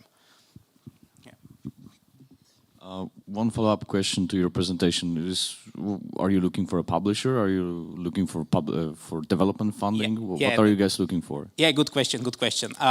Okay, so we are looking basically for the marketing money. because we are already on Steam, we are already on Epic, but we are not really known right now because we basically didn't have money for the marketing. So we are looking for around 100K of US dollars to basically 150, I think, yeah. CEO said 150. Yeah, for marketing, basically, to make a mark in the market, and we are expecting to sell around 100,000 copies, hopefully. All right, and a follow-up question. From what I understood, the large language model that you guys are using for your NPCs is hosted online, so the player has to be constantly connected to the internet. Yeah, that's one unfortunate drawback. We can bypass it, basically, but it's not a great solution. Basically, we created backup brain for the NPC, so NPC is still like following their needs, for example, like thirst or needs for the toilet and other important things. But yeah, in terms of conversation, it would be unfortunately impossible. But I think it's not as big of an issue nowadays. And do you have some estimations for the server cost that goes along with it? Because that's a big part. And who would be covering it in potential cooperation with a publisher? Yeah. Basically, we initially worked with GPT, and it was really expensive for the servers, and we are not even using like 100,000 users on it. So that's why we switched to LM. It's much cheaper, and we are hoping that the game earnings will basically cover it. We don't want to increase the prices and stuff, so yeah. All right, another follow-up question. I'm sorry, guys, I'm taking so many follow-up questions, but in a situation that, let's say, hypothetically, the game goes well, but after a time, it's just not feasible to continue support from the server side, and the servers would have to be shut down. Do you expect some kind of a backlash from the community? Well, one thing I can rely is backlash from the community for anything. So I think yes, I have no idea. I hope that the game would be that popular so we have that kind of problem, because it's a nice problem to have. But I cannot tell you right now. But I hope we can manage it somehow. All right, it's just throwing some food for thought, you know, something to think about. All right, thanks for the answers. Yeah, thank you. Yeah, just one more question. So I think I've seen like one other game try to use sort of AI characters. I think it was called Vaudeville. And I think one problem with that is you still had this like sort of AI generated voice that doesn't feel very real. And I see you're trying to make this really immersive world. Are you, from the YouTube clips I've seen so far, there's still this sort of, you know, AI style voice. I was just wondering, is that something you're currently working on updating, changing? What's the sort of plans there? Yeah, very good question. Yeah, basically we started with really basic voices, which are really robotic, and you can tell they have no emotion. But fortunately for us, the AI itself is progressing really fast. And right now you have companies that can provide really good AI voices. We used one for the marketing purposes a few weeks ago. So yeah, I think that as the technology goes forward, we will go forward with it. But right now we have pretty good voices, but I think it will be better by every single like quarter. It will be better, yeah. Okay, thank you. Thank you for the presentation. This game sounds more like a tool set for modders to create their own worlds in a way. Is there any core gameplay, like combat, something engaging, that you're including in the game aside from the dialogues with AI? Yeah, of course. It's basically, it has all the rules of basic RPG, like a Witcher, for example. You have inventory, you can customize, you have battle, you need to battle people, sometimes in the future monsters as well. You have objective, which can come from your own will or from the people in the world. The NPCs can come to you and ask you for a favor. So number of side quests is unlimited with it, so which is really good. But the main quest is basically conquer the realm. With each realm that you conquer, you can move to other realm and gather with your friends, your friends, hopefully friends, and conquer more realms. But basically, it's a conquering RPG and AI sandbox as well. So we are merging these two like concepts together. Yeah, I just wanted to follow on your question. Basically, that's something that I was thinking about while you were presenting, and it's like how many actually variations are gonna be, because it's gonna be only through dialogue, through a gameplay, or you're gonna have like different variations even in the gameplay, like outcome of the quests and stuff that you can like, you know, influence more of the quest line and gameplay, because that's something that's Yes. Basically, our CEO hopes that possibility will be endless, basically. Every single player can create his own ending, basically, because one player can decide to burn the village, which will upset a lot of NPCs that can spread the word forward, so we will have harder time in next villages. Other player can help build and develop the village, so it's completely different. You can, we have the action wheel, so you can basically slap NPCs, hug them, and etc. etc. Every single thing like affects their emotions, not only from the player but from the NPC itself. They have conversation between each other about important things, random things, shooting the breeze, finding the treasure. Every single thing is affecting them, which is pretty crazy thing to handle, but yeah, this is working right now. Thank you for the presentation. I agree that this project is more like a tool for a community. Your website of the game currently not working. It's kind of bad sign. Yes. I found it on Steam. It's not. It's got a Steam page and Epic Game page, but it's not released. It's saying it will be released soon. Yeah. And you said you need money for marketing. Yes. But did you? There are two questions. Like, you probably don't have many wish lists as of now. We are on Steam only for 2 weeks. Okay. We have really big troubles because Steam banned us basically for using AI. Yeah. It was a big scandal around a few months ago, and we were basically part of it. So yeah, we are pretty late on Steam, unfortunately. And for the website, yeah, that's not on me, but yeah, I know that it's in poor state. We are working on it currently, so hopefully it will work pretty fast. Yeah, but the game will require quite strong community for it to succeed, or the platform. Yeah. So this should be your quite a big focus and not let it on the publisher itself. So did you have any like community building strategy, or how you approach the community, or did you already started building somehow the community? Yeah, we start building community via Discord, social media, Reddit. In terms of building more community, we hope we can use the marketing. Right now, the AI is really big, so I think it will be pretty good. Game like this is not like common right now, so I think the people would come just to check it out. So yeah, I hope that many will stay. In terms of retention, I hope it will stay, but I cannot tell you more right now. Okay, and one last question from me. Recently, Kin Software announced their AI game with AI NPCs, Kin Software House, Mare Grossa. Are you somehow in touch, or are you following it, or any maybe potential idea of exchanging knowledge, cooperation, something like that? Yeah, I cannot answer that reliably for me, unfortunately. Okay, thank you. Just one quick. Sorry. One more. One more. Just one quick.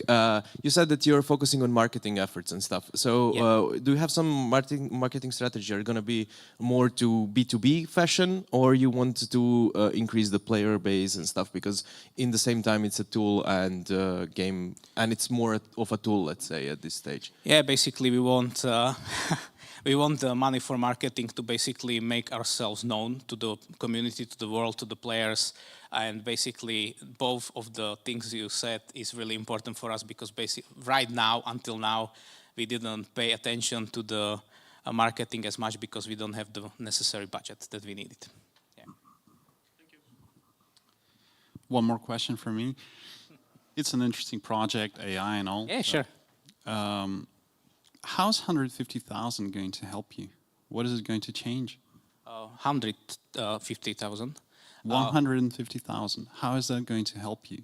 Well, the game itself is pretty much from terms of gameplay, finished and ready for early access. In terms of combat system, in terms of player environment, we were working on it for last 2 years because our CEO is perfectionist and he didn't want to release buggy game. So everything that I mentioned, combat system, environment, the procedural generated world works. So we need just this one small step, and that is announced to the world that we exist.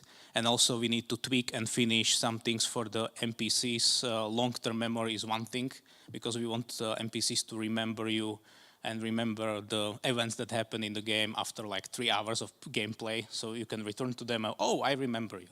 So, so this is the thing that we need to finish, and hopefully with this kind of money we can achieve both.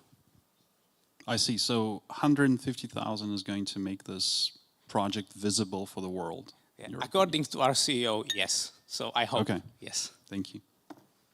Okay. Thank you very much.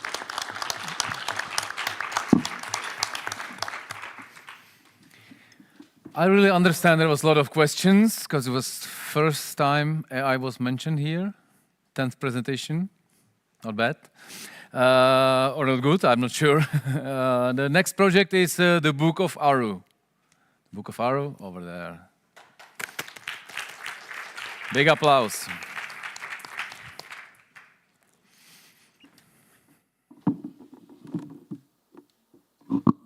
So, hi, I'm the game director of the Book of Aru, and I would like to pitch you our project. So, what is Aru? Aru is a unique hybrid of core roguelike gameplay loop, action RPG exploration, and Souls-like combat. While everything is built around basic roguelike tropes like permadeath, meta progression, or procedural generation, the Book of Aru also strives to redefine level creation to find synergy between roguelike skill-based action encounters and RPG-like exploration instead of linear progression. We believe the outcome can and will appeal to a wide audience of RPG and roguelite enthusiasts alike. Aside from the distinctive genre fusion, our game will offer some of these catchy hooks. For example, traveling to secret dimensions or a complex time manipulation system, levels filled with trap sequences with always different approaches to solution, unique meta progression system driven by active searching through and destroying of the environment. But alongside these mechanical hooks, Aru also carries visually appealing hook that is a striking blend of settings, seamlessly merging the worlds of ancient Egypt with dark Gothic caves and brutalism-styled retro sci-fi. However, amongst these original additions, we anchor the experience within reliable established mechanics like solid boss fights, action-packed upgrades, minor NPC dialogues, or flashy UI interactions. For example, your equipment board, material crafting screen, weapon choosing menu, meta progression schematics, and more. Up to this point, there is 2 years of production behind us. Following our first and successful public showcase at Game Access in Brno, we were inspired to prolong our deadline, and we moved it forward for 1 additional year.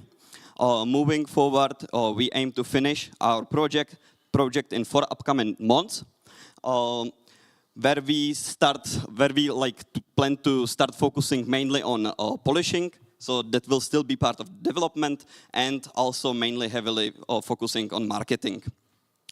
Drawing from the success of countless roguelike titles, our rough estimate of possible earnings revolves around 1 million euros if 80,000 copies sold for 15 euros per copy. This estimate is informed by performance of similar titles like, for example, Curse of the Dead Gods, which sold around 350,000 copies for a higher price point, despite it wasn't popular as, for example, Hades and games like that. To date, we managed to generate little under 1,000 wishlists on Steam. That was achieved without any major paid advertisement or marketing.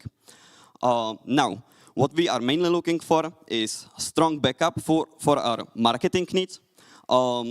We also would really appreciate funding to expand our team to completely realize all set closing plans, as I said, polishing and this kind of stuff.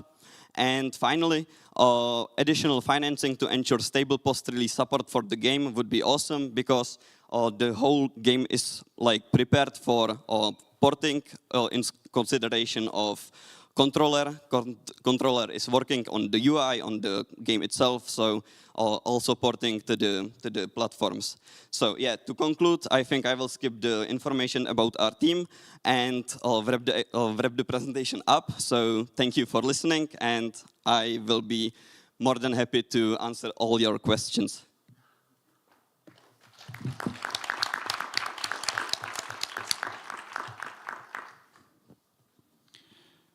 Thank you for the presentation. How long did it take you to acquire the 1,000 wish list on Steam?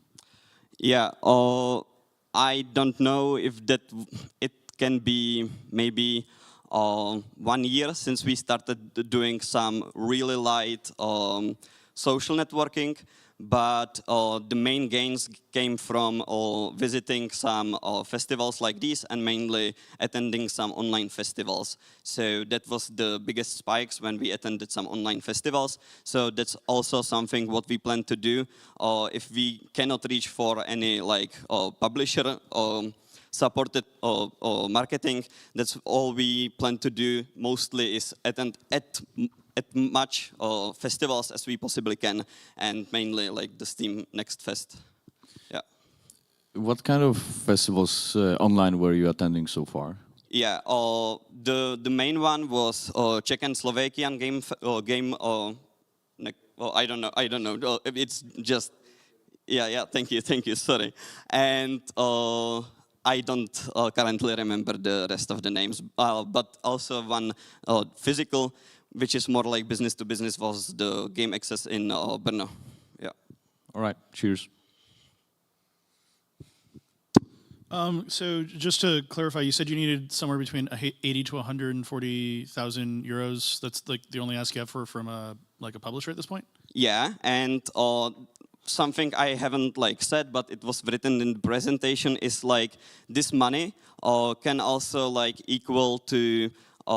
We doesn't necessarily want the money. We would like appreciate the help from the publisher equal to this money if they would like take care of the marketing for us. So we don't necessarily need like the money to make the marketing ourselves, but we would be like also happy with the publisher who does the marketing.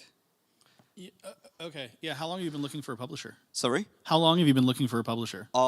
That's like the thing. We are like we know that we are doing like well enough as we are right now for just to, because to understand, this is our debut project.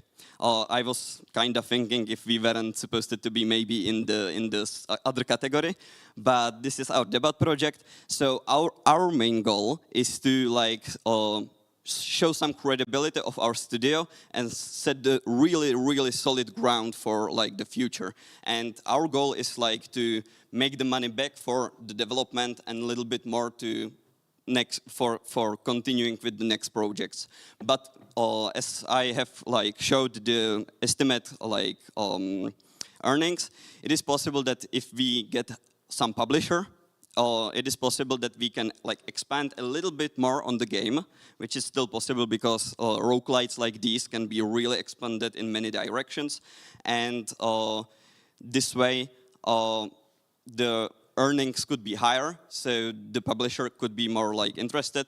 And to answer your question, I'm sorry, is that we are not like actively looking for the publisher, but it's an opportunity which can always like be on the table.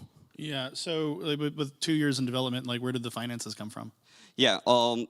It's like I don't know how much can I go into the detail, but above us, if you can, I don't know, it's not that important, but there is this guy who is the producer, and he basically like makes money on different projects, and he was just really passionate on, I don't know, don't like spending them passively on something, and so he rather decided that he will like fulfill his kinda dream and make will make studio out of some really, really motivated, self-taught developers and give them some trust and build this like studio from these people. And yeah, so all the money comes basically from this. No, person. I was going to predict that. I mean, it's the telltale signs of like a sole investor that's like relatively new to games. And the biggest question I would always have for that is that can kind of be like a blessing or a curse, like in terms of the creative input that individual kind of like demands. So like how much of the creative process is that initial investor? I am not sure if I understand your question. Sorry. Right. So like when someone's like generally when you have a new investor that's new into games and is willing to like kind of, I don't want to say blank check, but like fund like a 2-year development from like a debut studio, they generally have some kind of expectations in their head of how the market works and how many units the game is going to sell and how much things cost that don't necessarily reflect what the actual market is. And so like if I was to sign a game like this and the expectation from the investors like this is going to make $50 million because they don't really know how this usually works out, that's like not a business situation that I would want to get in. So that's like kind of why I'm asking about this. No, I think the expectations are quite realistic because as I said, our main goal is to like make a solid foundation for the studio. So we will be more than happy just to make all the money we spent on this game and some extra to start building another project. Like if we make the double of what costed the Book of Aru, that's amazing because it means we can do another Book of Aru. But like there are no expectations like for 50 millions or something like that. But there is an expectation. And like it's not $80,000 to $140,000 that like a publisher would kick into marketing. No, so that's what I mean is like on your end, like how much are you in for? Like how much do you want this game to make in order to break even on what you've spent? Yeah, that's the estimate I said that I think it is possible to make the 1 million euro if we sell 80,000 copies, which is like really I am comparing to like I would call ourselves single A title, and if I compare it to double A titles like Curse of the Dead Gods, they sold like 6 more times, maybe even more because that's just some approximate. So if I really lower their sales, I think it's quite realistic that we could reach these numbers. Thank you for the presentation. The game is actually quite nice, but the business ideas are quite off. And I'm slightly disappointed that you choose Game Access instead of GDS.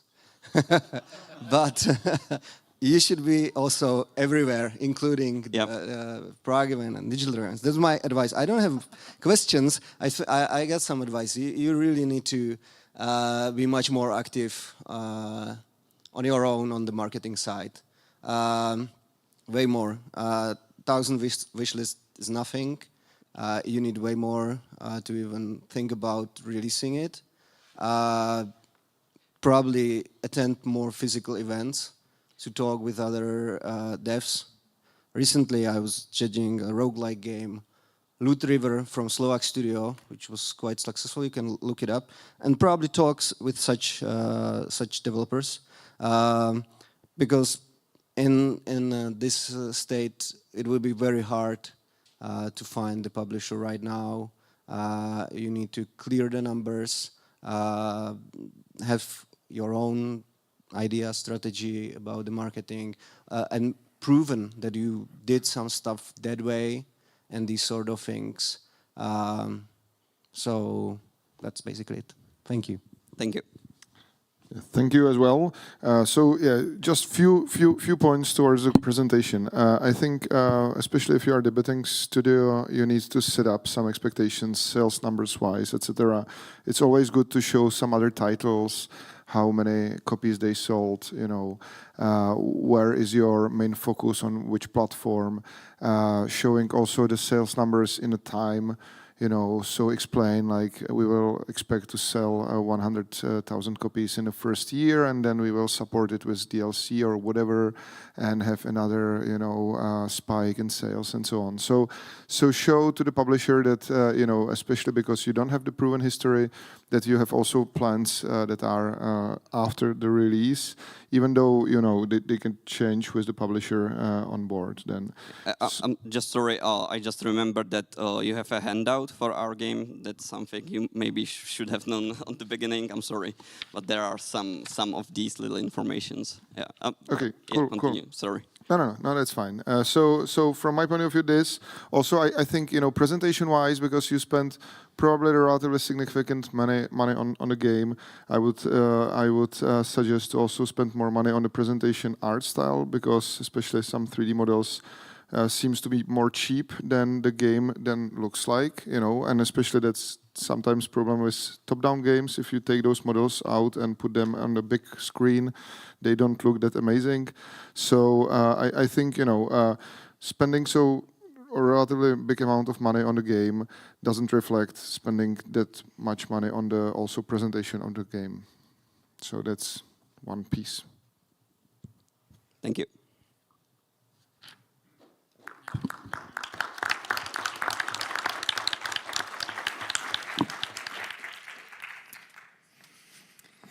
So there was many questions.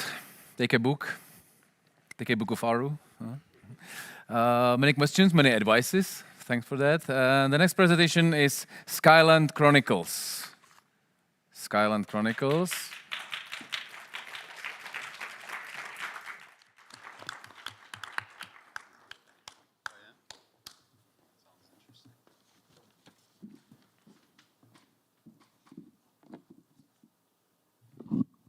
Hello, my name is Mateusz Rantówka. Me and my team, MFI Games, are doing the game named The Skyland Chronicles. You are an orphaned pirate aspiring to become the greatest warrior the seas have ever known. Though no one's know you, your story is going to change everything. We are doing first isekai made in Poland, about a pirate who is going to reborn in a new Slavic world.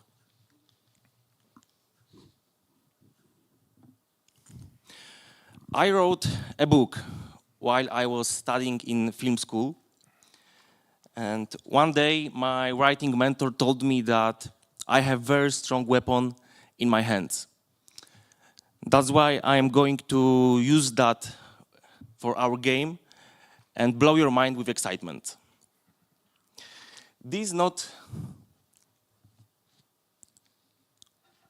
is the book. This is not a game for everyone. It's single-player action-adventure RPG with third-person perspective for hardcore players. It's for you if you are from 24 to 40 years old, and if you are looking the way to change your life for something interesting. First RPG with Theft Simulator. Games like a movie with mechanics that we are all looking for.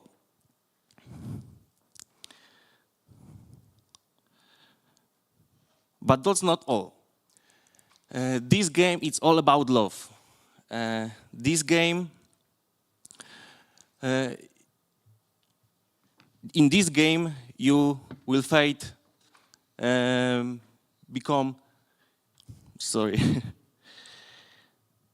your fate become deeply entwined with two women. One you will tragically lose, and another will show you the way why you should fighting for. What's great, we introduce our grappling hook system with mid-range arrow attack. If you ever wanted to play The Witcher with assassin moves, then that's the game you should be looking for. Story-driven games with dramatic atmosphere. That's us. Why us? Because we know what players are looking for, because we know how to make it, and because we know how to make money. Experienced team with passion is making this very game.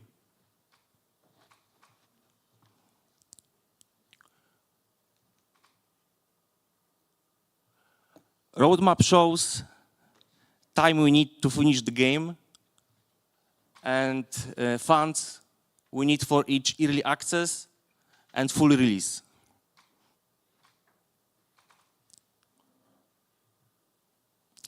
We are ready to find a partner, and that's what we offer.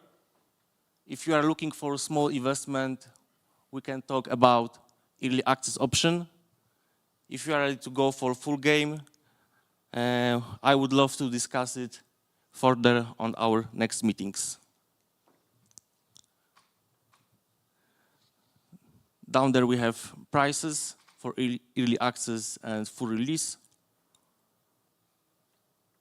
Behind my back is trailer of our game.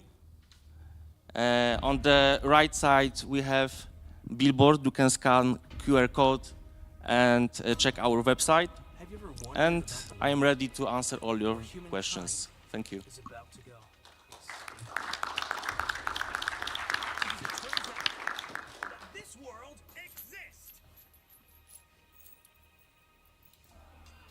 We can put a little louder if you can.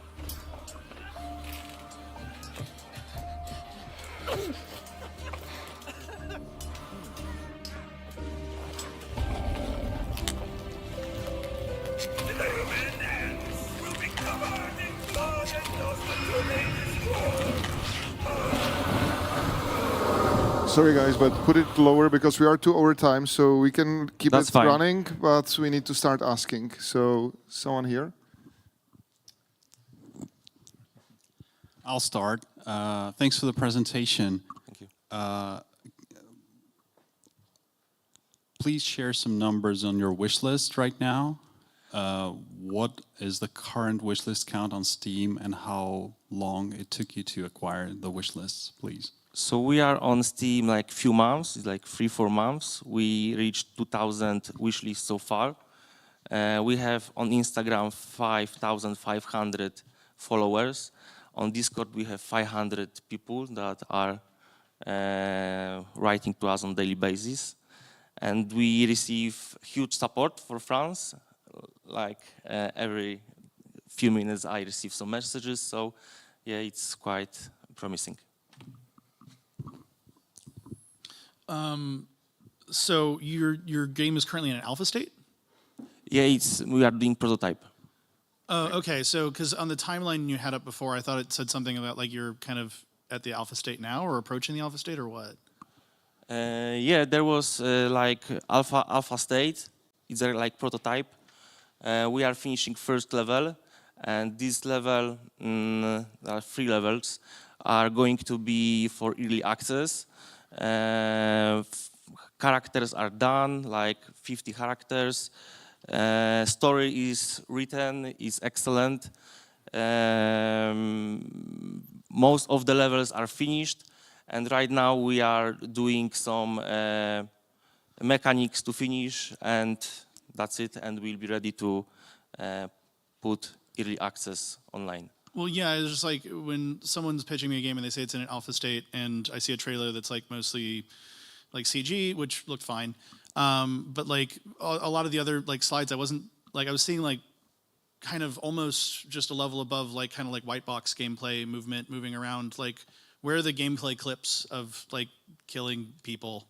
That's cool. Yeah. So movement is done, but we are going to probably move to the new system that Unreal Engine 5.4 gave us the opportunity to use the new system of movement. So we probably go to that. This is on ALS. We finished AI system and PC. So right now animators are putting the characters on the level, and they are finishing it. And recently we put a lot of effort on combat system, and it's something unique. I am quite sure no one in Poland ever did it before. It's based on finishers, but I am not sure if I should talk right now without NDAs on that, because it's something special. And yeah, that's the... Yeah, and just like as a general piece of advice, if you're pitching a game and you don't have like the most interesting part of the game in the pitch, like I'm not going to be able to get a sense for it, because like the entire time I was looking at this pitch, it kind of felt like things were being like hidden from me. Like for some reason you were holding back on certain things. In marketing, you know, or it's better to not show everything, to have that little spice for you to want me to send you build. Well, no. I mean, like in marketing, sure, maybe for like a general audience, you want to keep things a little bit spicy. But like at the end of the day, like when I'm putting a trailer up on Steam, I'm showing combat in like the first 3 seconds. Yeah, that's the most important thing, like combat and what's happening in the game. But we are still polishing it, and people are waiting for it. We are... we are giving a little bit spice to it, but if you want, we can send it to you, the build, and you can check how it looks like right now. Yeah, I'd love to see how the game plays. That'd be super cool. I guess I would just say that like another question I had. Sorry, I'll finish up with this one. How long has it taken you to get to this point? Because I was looking at your timeline before, but it was hard to take all the notes. 2 years. Okay, so yeah, I mean, I would say that if this was like a real business meeting and it was like 2 years and we're not showing you everything, I'd be like, well, then like I don't know. It just kind of feels like it's missing a lot of key pieces in order for me to even feel what this game is. And as a publisher, like if I can't look at a game and immediately like that's what I'm feeling, I can't sign it. So someday, maybe not today, maybe not tomorrow, but someday we'll make success, and I would like you to have a call with me and said, that's it. Love it. We'd love to do that. That sounds great. Yes, sir. Oh. That is fine. Yeah, no, I was just going to ask, so you're planning 3 levels for sort of early access. Is that going to be like its own little rap narrative, and how long do you expect those 3 levels to sort of take a player? Yeah, so this early access, we are going to put on 2 to 3 hours. Yeah, it's a lot of animations, very good animations, and we are making it like combining it all together right now. I am the guy that I would love to shock someone and not be like nervous that something is not fully done. So we are preparing it for you. Hey, thank you for presentation. Just quickly, few points, because this is kind of game I saw many times, and I also helped to some of those games to succeed. I can tell you that basing it on story, if the story is not well known, you know, if you don't have Witcher IP, that's not a unique selling point. You need, you can tell to every publisher the story is great, but if you look at it through the glasses of players, they need something crispy on screenshots, on videos, and you cannot sell the story usually like that. So story is nice, driving element for players. Even though I don't know how it works with your early access, because that's a bit tricky with story-driven games. But you need to really showcase some unique selling points. And I saw here, like you said, moves that impress everyone, but there were like standard moves with lower budget than Assassin's Creed, so it doesn't impress anyone. So you need to show something that really proves the unique selling point. And I don't want to be harsh, because I think you need push to this certain level, because you can be successful, but you need really to show unique elements of gameplay, because standard RPG doesn't sell nowadays. The editor of this book is named Rafał Kapeliński, and he's a professor in London Film School and Los Angeles Institute, and he's also my mentor. And when he wrote this book, he told me that it's very strong, so I believe it's powerful. And We are selling this book already, and all the opinions are great.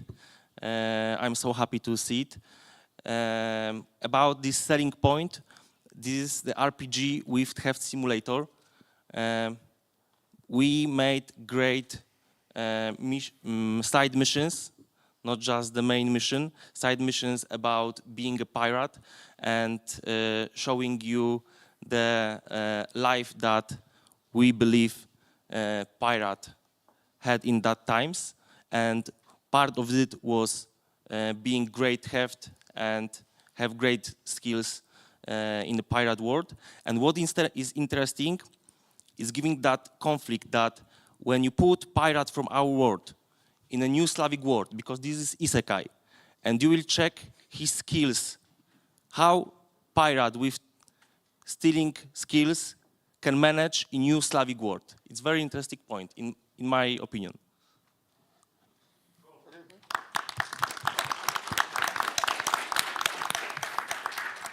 Thank you. Thank you very much. Congratulations for the book. It's not easy to finish one. I know it from myself. There's a banner over there, so if you want to join the fish list, Skyline Chronicles. The next one is Vrenigrey. Vrenigrey, excellent.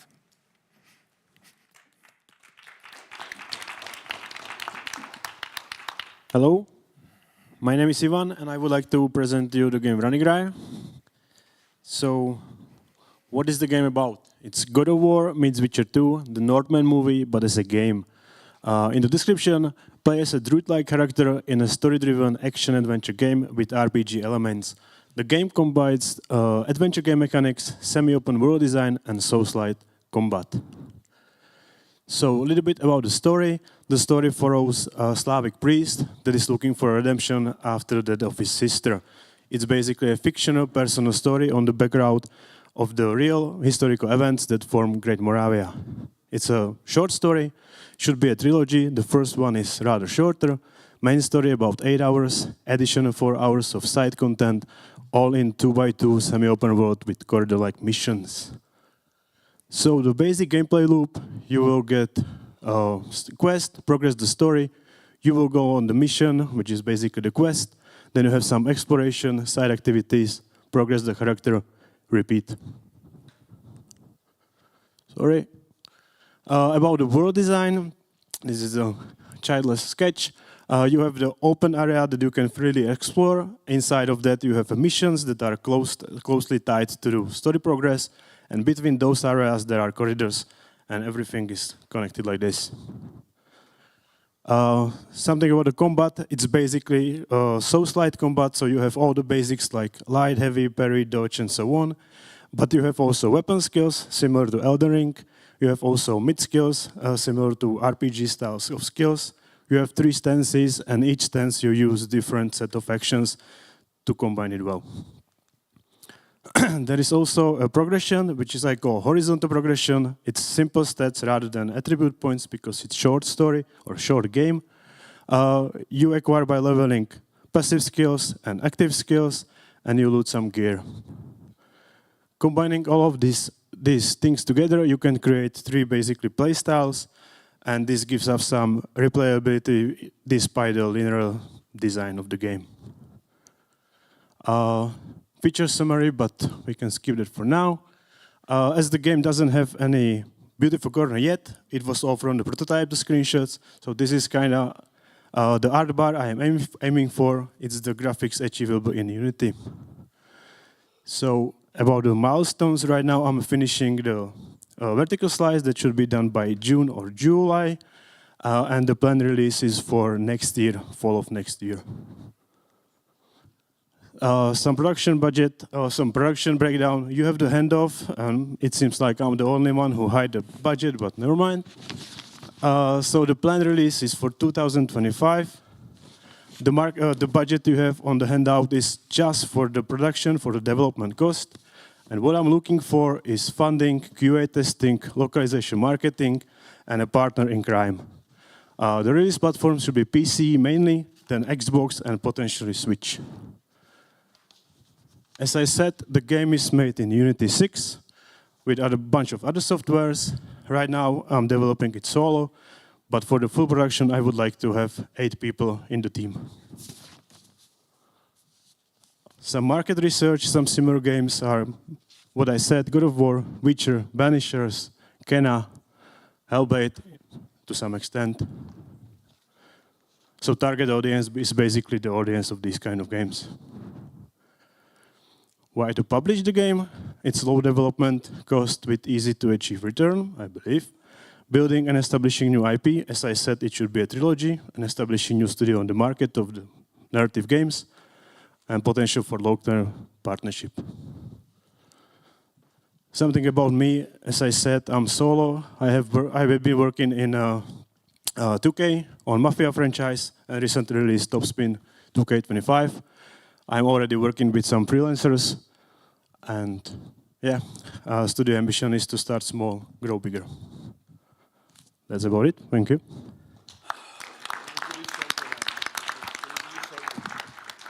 Now you can roast me or fund me. Yeah, so obviously the source material is like very successful stuff, but like what makes like God of War own is that like you meet a Medusa and then you like rip its head off and use it to like freeze other dudes. And like with The Witcher, the reason, I mean, I played the original Witcher. I'm probably one of like the 7 Americans that did, but like and enjoyed it. But the combat is like, you know, the immersion in the world is like what gets you going, and it's like, you know, this dark fantasy setting. It's like I can not only like meet elves, but sleep with them as well. Like that's the Witcher vibe, basically. So like I don't really get a sense of the vibe of what you're going for here, though. Like, am I going to be like meeting Slavic mythological creatures and like ripping them in half and stuff, or like what's the feel? Yeah, good question. It's kind of mix of the real historical settings with Slavic mythology. So basically, what you are going for, you will be experiencing the kind of historical world or similar to historical world, but you will at some point meet also mythological beings which you will encounter with the gods you will speak to or the creatures you will fight to. But mainly you will be fighting or meeting the humans, as it should be basically low fantasy, historical Slavic fantasy game. Does that answer your question?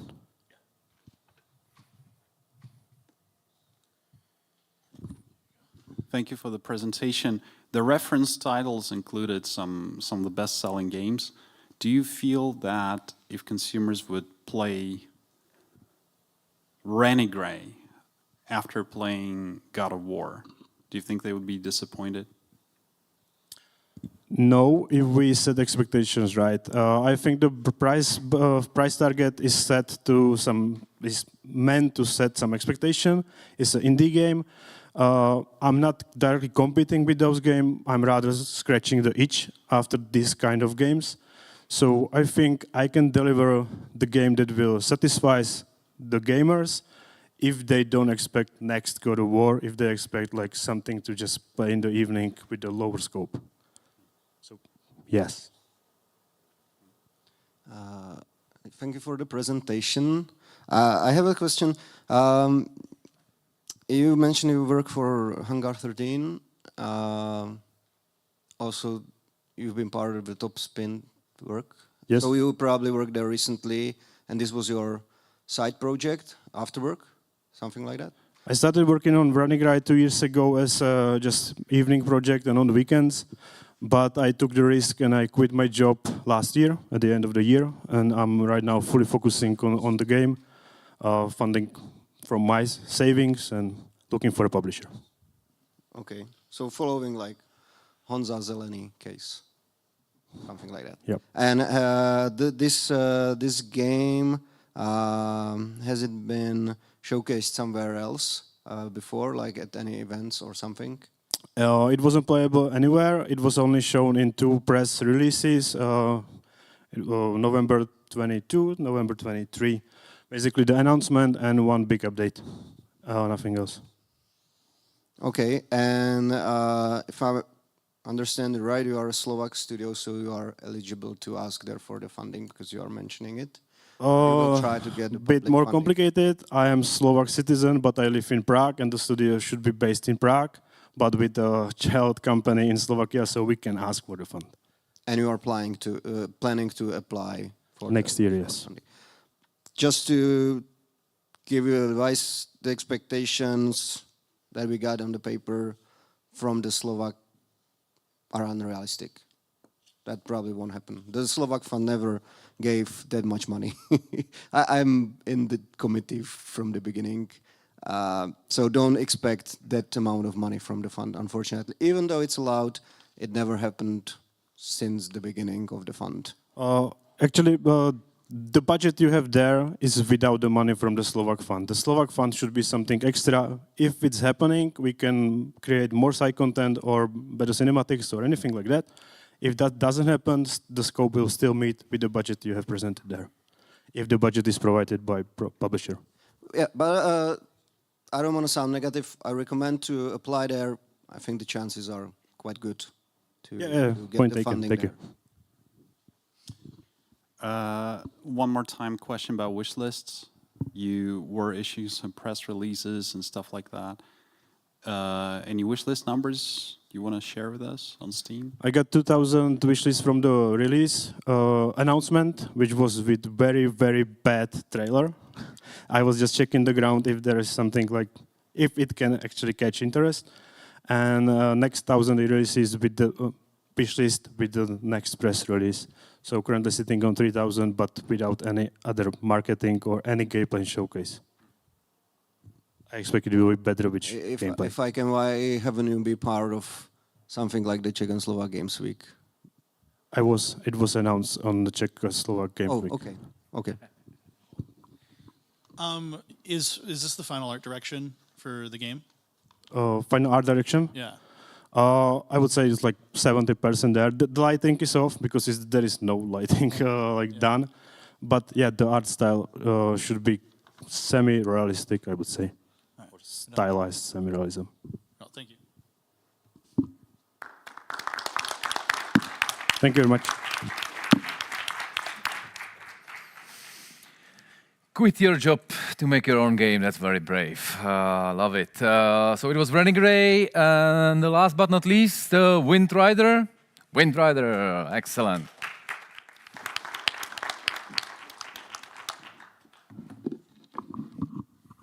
Okay, hello. Hi, thank you for staying so long. I'm Tom, I'm from Prague, and I'm here with Wind Rider, which is our third-person action-adventure game about flying bikes. This is how it feels sometimes. So you are flying a bike in a diesel punk world. Those are main stuff I want to say about our game, which is we are single-player, story-driven action-adventure with a lot of flying, a lot of skill, a lot of adrenaline, a lot of thrill through the flying. We have a good story. The story is kind of a young adult genre. So it's about a young guy who is trying to look for his parent because he's an orphan, but he's also searching for himself in this world. So he might find a love, which is beautiful in your life when that happened. And the diesel punk world. This is one of our big stuff we love about our game, which is this very mythic Nordic island world full of refineries, oil, zeppelins, and stuff like that. And you can mount your bike, which is basically a technical marvel, and you can chase the zeppelins across the clouds. This all is made in Unreal Engine 5, and it is planned to release on PC, consoles, and that's it. And maybe a few words about our team. We are seasoned developers with our debut product here, and we have games such as Mafia, Battlefield, or Serious Sam on our account or behind us. What we are looking for? We are looking for a good publisher partner. We are trying to raise funds for 1.35 million euros. We are trying to raise it through the project base or equity base through our company, and we are looking to achieve full production budget with some marketing in it. What we are also looking for is marketing knowledge in general, QA team, localization help, and stuff similar to these publishers' offerings. And as I said before, we're gonna release on PC, PlayStation, and Xbox after the development. Oh, This is pretty cool. So as I said, this is all about movement. This is about the experience of freedom and skill.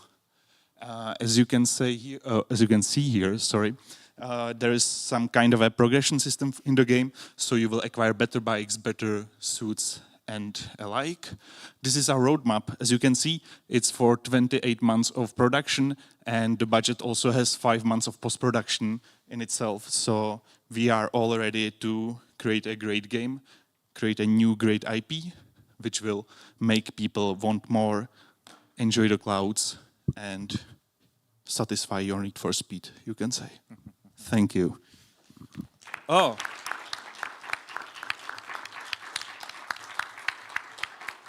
One last thing, we have a demo. I have Steam keys. If you want to play it, let me know afterwards.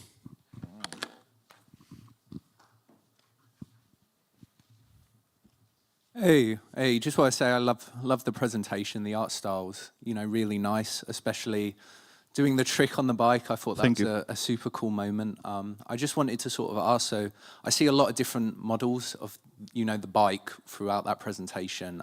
What sort of stuff will you be able to sort of adapt, change, you know, with the bike, and how do you sort of get those upgrades? Sure, so you will get those upgrades through either quest, or you can explore it in our semi-open world game, which is about linear campaign, but you have a chance to visit and explore other islands and, you know, find a new gear there. And when it comes to the parameters, obviously top speed and top altitude is something you can look for, but we are planning to have kind of a special ones as well, so you will be able to land on the water or have a vertical takeoff, like Elon Musk's dream or something.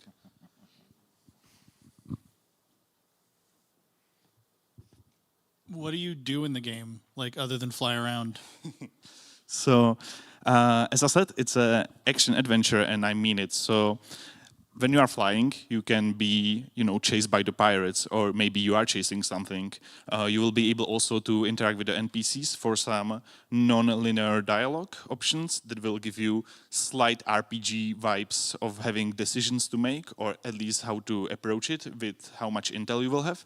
But then you are able also to dismount the bike, so you are able to move on your feet, and you are also able to ride the bike on the ground. That's the niche thing of flying bikes. You can do a lot of stuff on them, and we wanna do this, all three movements, if you like, combine it into interesting quests, and those quests, together with the story, should be entertaining, full of exploration and action. Yeah, I guess the reason I'm asking is because, like, just trying to get a sense of like what the audience for this game would be. When you have like a simulator, something like a flight sim or something, like a lot of that audience is just like, cool, look at the sights, right? Or like, you know, just wanting to immerse themselves in this world. Whereas, you know, a typical skateboarding, biking game, things like that, which is kind of what pops in my head, is like time trials. Can I fly through all the loops or things like that? You know, so. Which kind of side of the spectrum are you trying to be on? Yeah, absolutely get you. So the thing is, we would like to go for neither of those primarily, because we are still an action-adventure game, so I would like to have the audience of your Assassin's Creeds, of your Death Strandings, of games that are more about this feeling. And the flying bike part, it's not a simulation, it's very friendly, I would say. There's a lot of niche, a lot of higher knowledge you would like to achieve to have a perfect control and do all the stuff, but that's the part of the gameplay, how to learn it. But still, it's more similar to have a car in GTA than, you know, being in a fly simulator.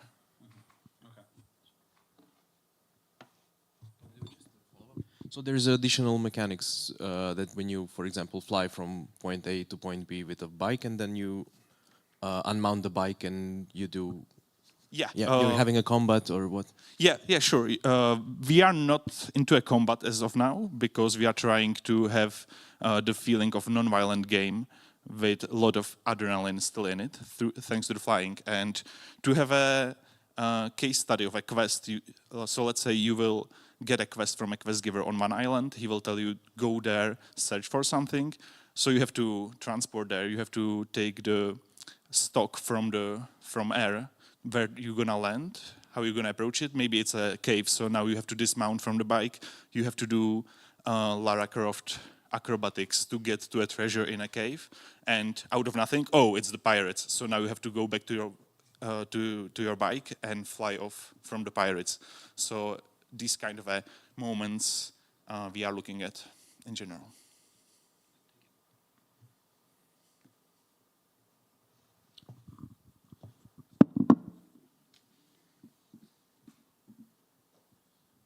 Just out of curiosity, because I just now read with my kids obviously Foglar's books. So flying bike, is it something you also researched is worldwide kids' dreams, or it's only Czech one? Well, I believe it's only Czech thing, but it's not protected by any copyright, so that's the most important thing, right? But yeah, the thing is, let's spread it out to the world, because I believe each child in this beautiful world of ours should have a flying bike at home. Best thing provided by me, and it's gonna be awesome for everyone. Okay, thank you very much. Thank you.